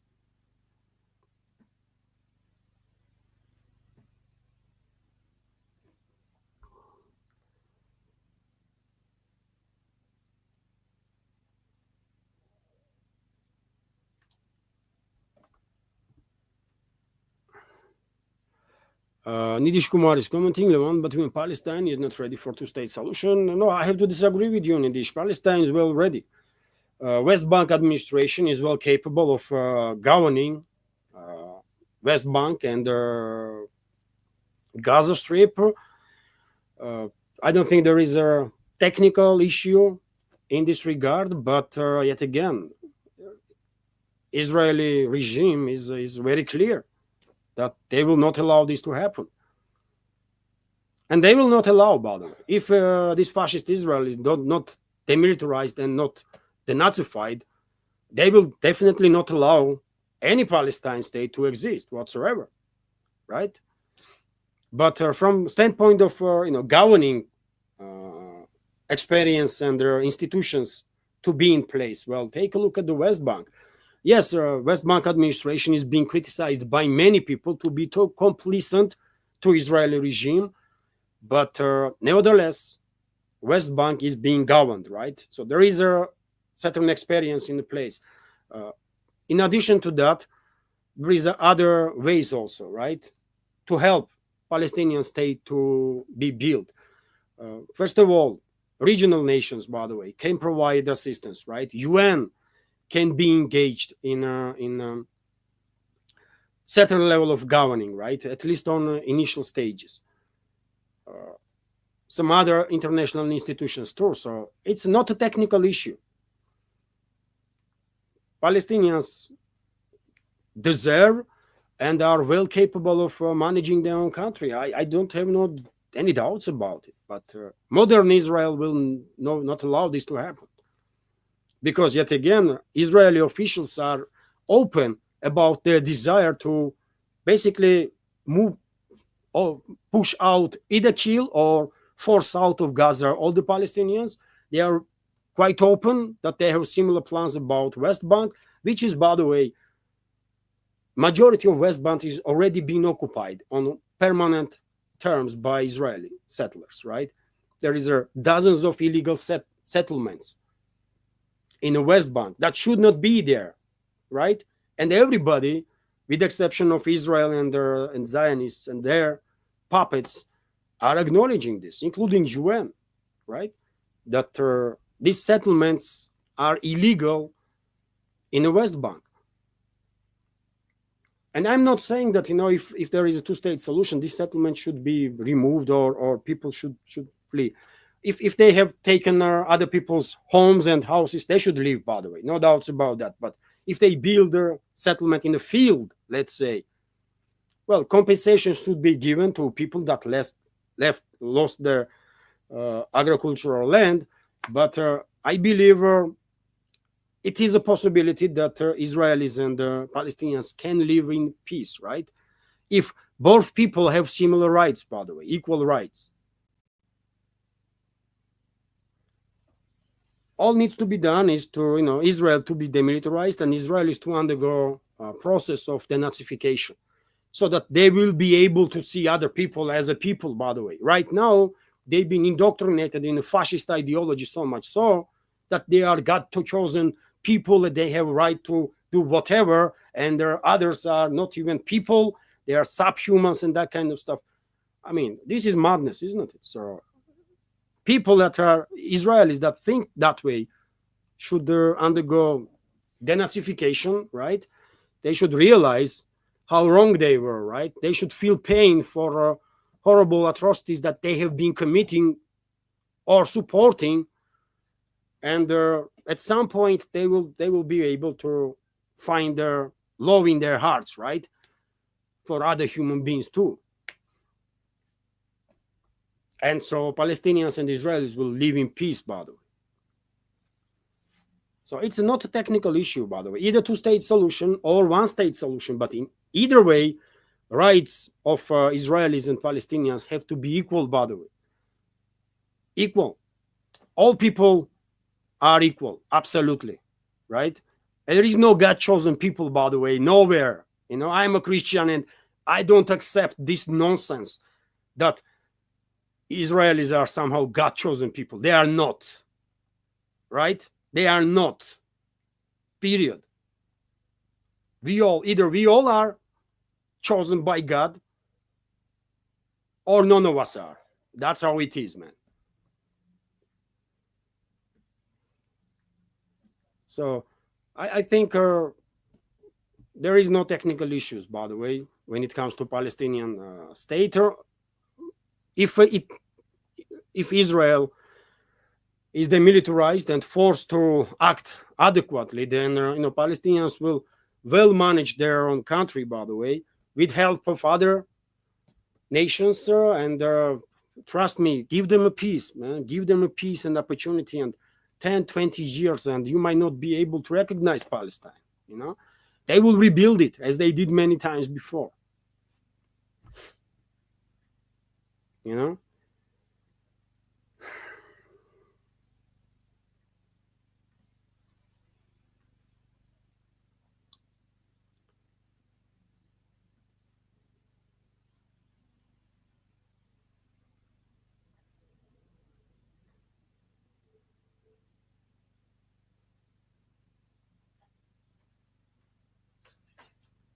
Super chat. There was a super chat, dear friends. Let me react on that. Just a sec.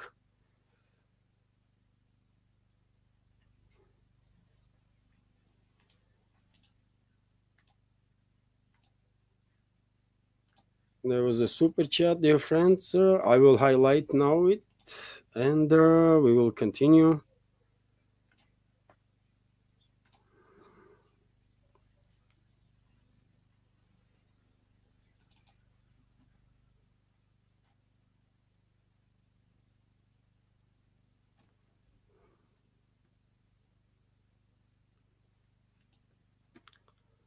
Bob, thank you very much for your super chat. Again, truly grateful. And Bob is commenting, Israel should be dismantled. I will say Nazi fascist Israel should be dismantled. Yes, Nazi fascist Israel should be demilitarized and denazified. And no country has a right to be fascist state. No country, by the way, in this world has any right to exist while being a fascist state. And that goes for Israel too. So 100%, by the way, fascist Israel, I will just add fascist, by the way, because if Israel is an adequate country, then I don't think anybody has any issue with that. But fascist Israel should be demilitarized and denazified. And I'm saying this for, I don't know, man, since forever at this point, it feels like. Thank you very much, Bob, for your donation. And Svetlana Vladimirova is commenting, are you following a growing scandal around Matvienko, accused by Petr Tolstoy of stealing billions of rubles? Also scandal because her son lives in Estonia. Any thoughts, Silvan? I don't really follow this story, but now that you are giving me some details on that, I know who Matvienko is and who Petr Tolstoy is, and so I'm gonna definitely do some little research on that, and I will just remind me, Svetlana, if you can, during tomorrow's live stream. With so many news, it is easy to just forget about something that like you just discussed 5 minutes ago. But I will do research. You mentioned Matvienko second time now, and after one of the streams when you mentioned her, I actually checked media outlets. I mean, first pages. I did not go deep in to matter. My fault. I just did not have the time for that. But I checked her like first pages. I was thinking maybe something has happened right now, and I just missed it. And I did not notice no report on the matter. But now you are giving me more details that Petr Tolstoy had said something about her. So I'm gonna, do some research on that. And well, I want all corrupt officials, by the way, to be removed from decision-making positions. I want all corrupt officials to pay heavy for crimes against the people, because I think corruption is a treason, in my personal opinion. Corruption is a treason of people, and corrupt officials are committing treason and should be treated accordingly, right? That's my take. And I was always saying, by the way, that corruption and corrupt officials are most dangerous threat that Russia is facing, right? I'm 100% convinced in that. So if I'm going to research, by the way, if Matvienko or anybody else, by the way, is engaged in any corrupt scandals, then on any corruption, they should pay price for that. But at this point, I just don't know what is going on in this story. So I have to do some research, and then I can give you my opinion on the matter. So thank you for additional information. And I did not know that she even has son. For example, I did not really interesting in officials and their personal lives. And if she has son and her son is in Estonia, it don't feels right. I mean, really, Estonia is the most hostile towards Russia, clearly fascist state, and why Russian citizens are in Estonia, why Russian citizens are moving into Estonia, I just don't get it. And some do, actually, isn't it? Some people do. I never understood this, really. But nevertheless, thank you for additional information. I'll do a little research on that, and just remind me, please, tomorrow during the live stream, and let's have a little discussion. I will have a better formed opinion when I will have more information on the matter. So thank you very much, Svetlana, and dear friends. Like one or two questions more, and let's end today's community chat.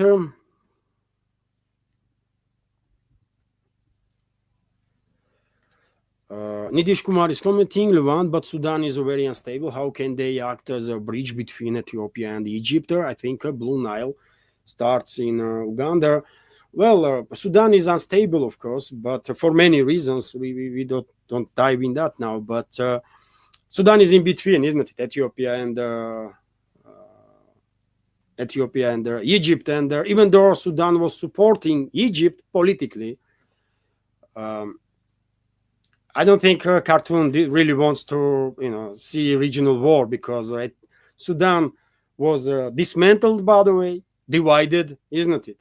In recent decades, Sudan undergoes some terrible changes, isn't it? Country was divided on Southern Sudan and Sudan. There is an internal fight now going on in Sudan, right? It's very unstable, as you already pointed out, and the last thing they need now is a regional war that will make life in Sudan even more endangered, and their opportunities even less available, right?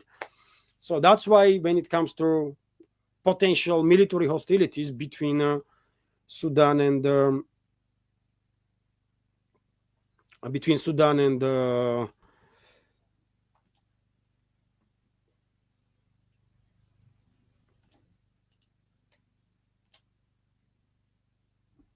when it comes to Sudan and sorry, dear friends, I'm simultaneously trying to do some other stuff, and it is difficult to maintain, thought process.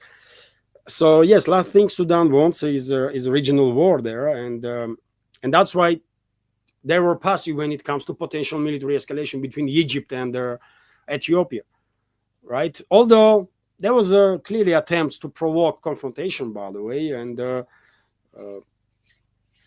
we will see some further steps in that direction too in upcoming days. And Sudan was not a bridge, but hardly Egypt was in a position now to just attack Ethiopia through Sudanese territory without having an alliance or political agreement in place. It would not work. It would not benefit Egypt, and also we should keep in mind that Egypt, even though under heavy influence of US, Israel, UK, Egypt is also trying to balance it, isn't it? Little bit, and Cairo is building relationships with Moscow. Cairo is building relationships with Beijing. So maybe Moscow and Beijing also play some role to make sure that Egypt will, stay on a political track without escalating militarily.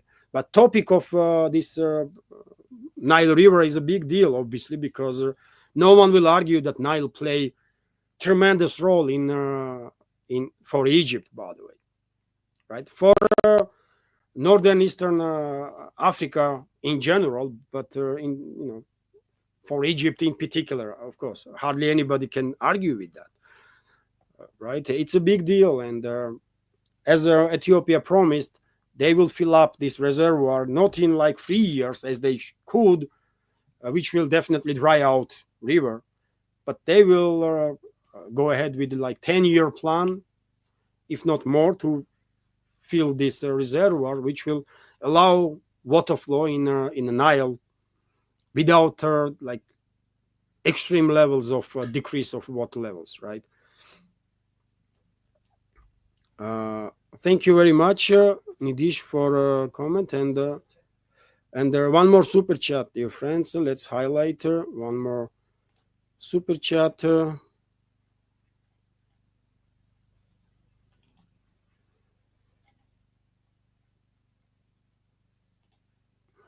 Also from Bob. Bob, thank you very much for your super chat and $20 donation.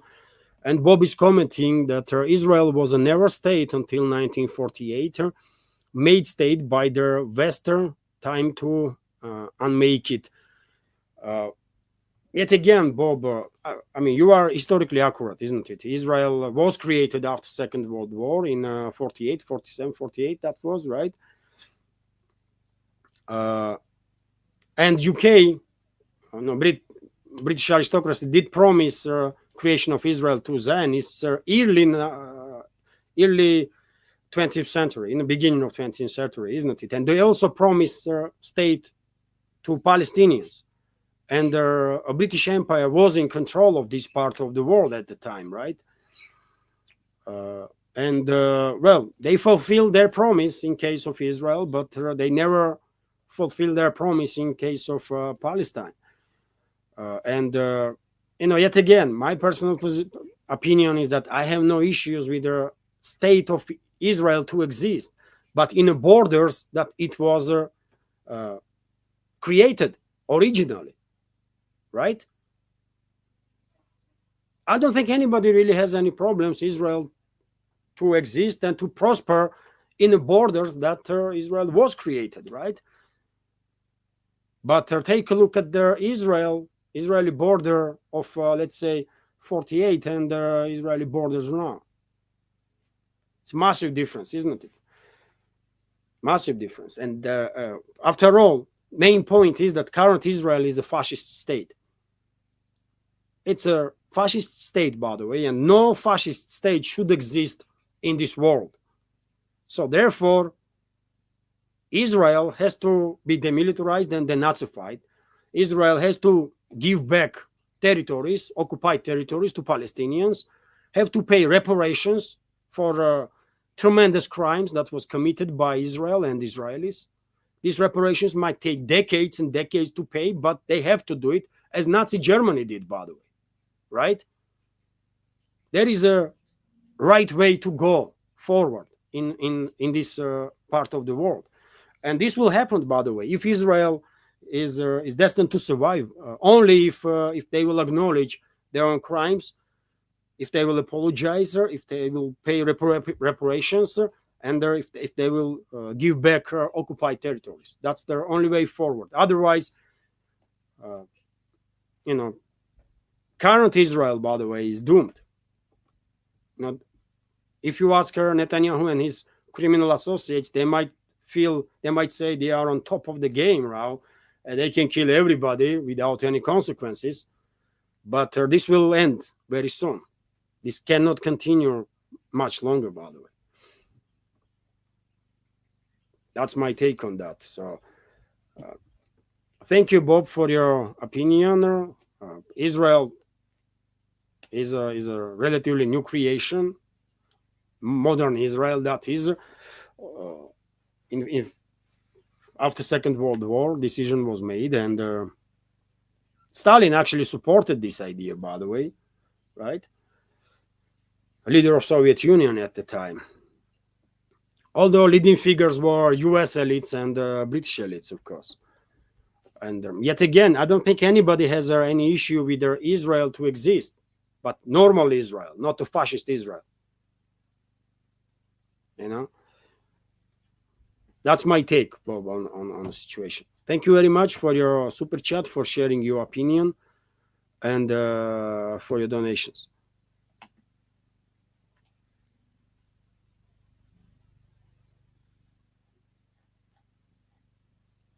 And dear friends,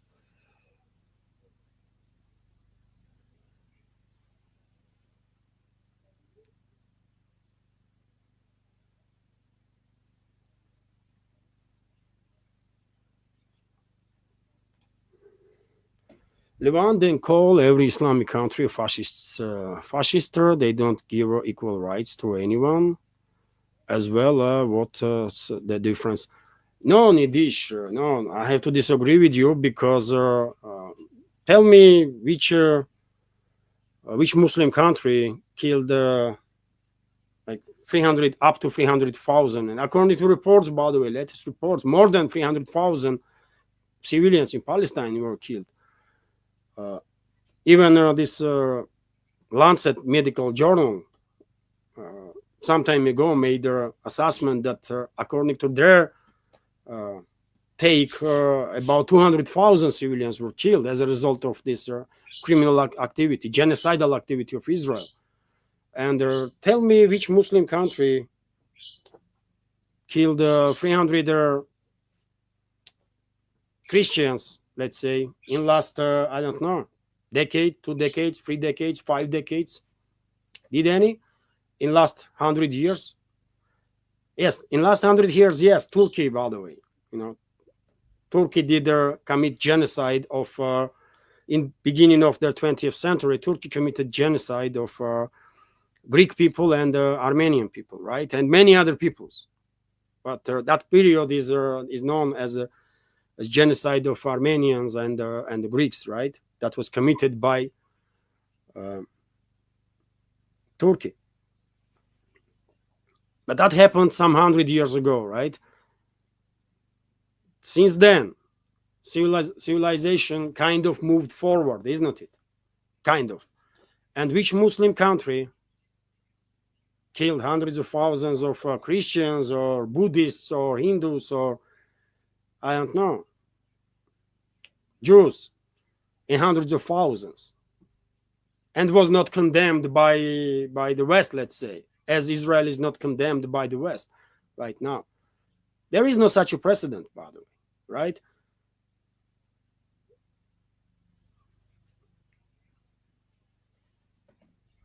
And when it comes to rights, in the Muslim world, there is a very different countries, isn't it?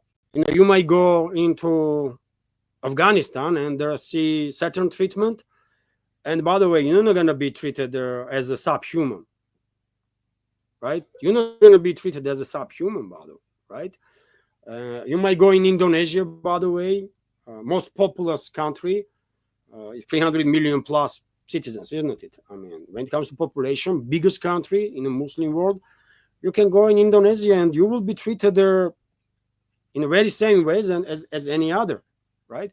I don't believe, by the way, if I go in Jakarta right now, because I'm Orthodox Christian, I'm gonna be killed or beaten up or treated like a subhuman. I really don't think so,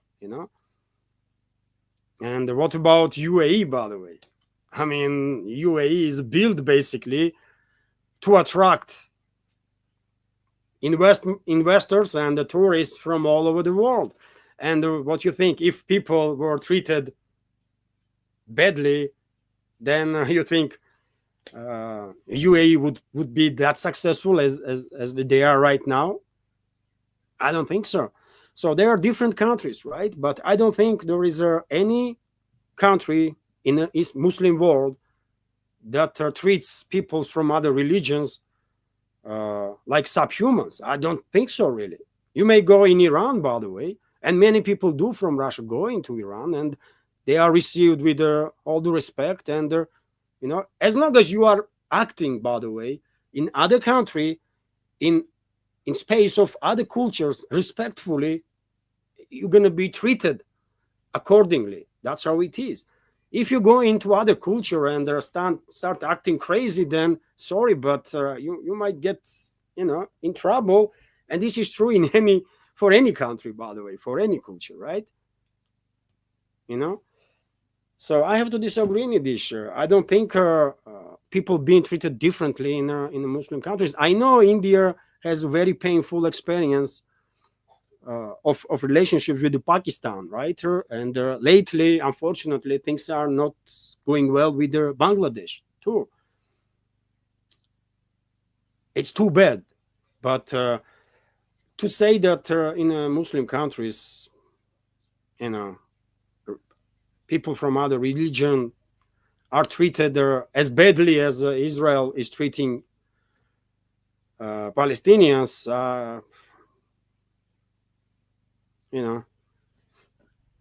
I don't see objective reality that will confirm that claim.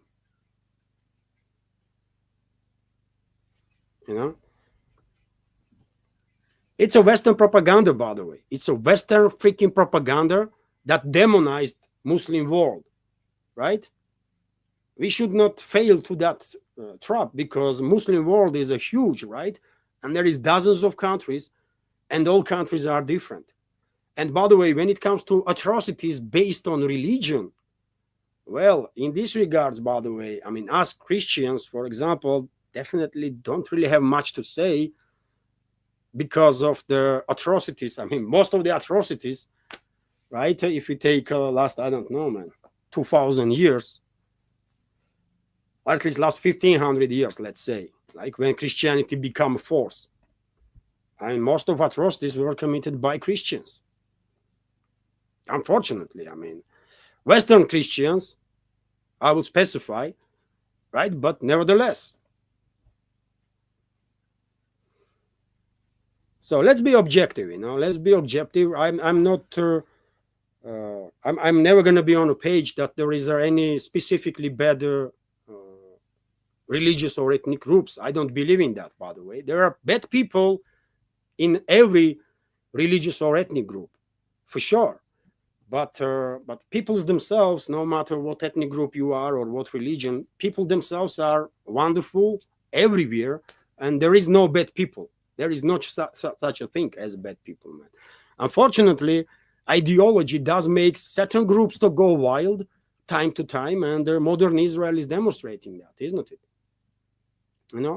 Who would thought that in 30s, even in 20s of previous century, by the way, that Germany, society that give this world unbelievable thinkers and philosophers, and Germany was leading in this enlightenment process, isn't it? Super advanced society. Who would think that in 20s, let's say, that in just a decade people will go full on crazy, right? And will elect, by the way, freaking fascists. And let me remind you that Hitler was elected, by the way, right? This freaking creature was elected.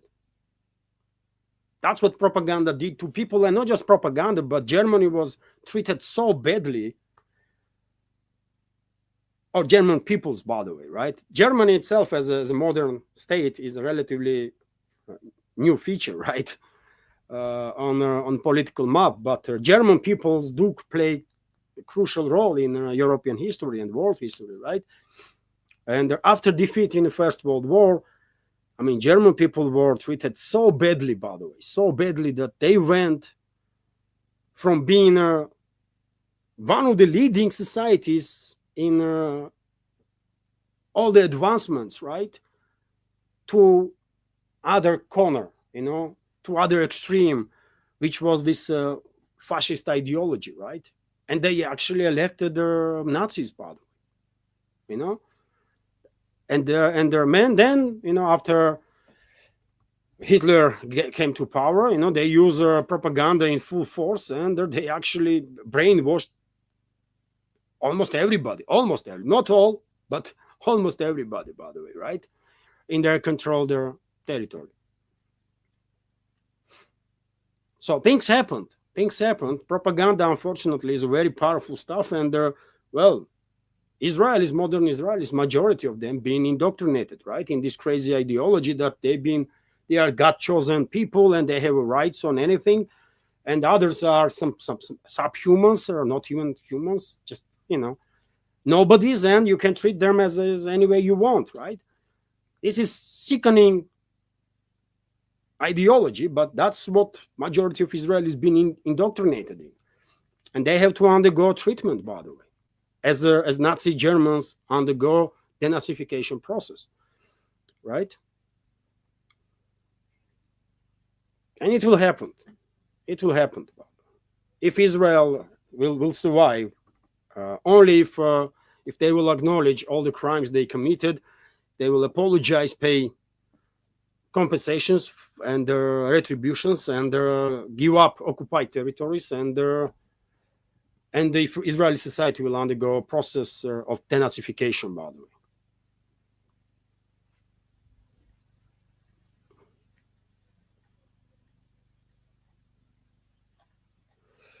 And dear friends, it's more than 2 hours now. More than 2 hours. Thank you all for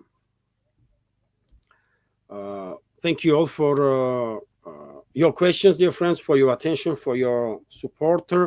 Truly grateful. Have a wonderful day, dear friends. And as I said in the beginning of this stream, let's see how day goes, news-wise, and maybe later on today I will record video for Patreon and Boosty communities, and in that case I will publish at least part of it on YouTube and Rumble too. And dear friends, if you come across some short video from this live stream that usually I do publish after the stream, please, if you have time, like that video, and please click that like button under this video too, if you can, and leave some commentary. It might help to reach a wider audience. Thank you very much once again for your attention, for your support. Have a wonderful day, and take care. Bye for now.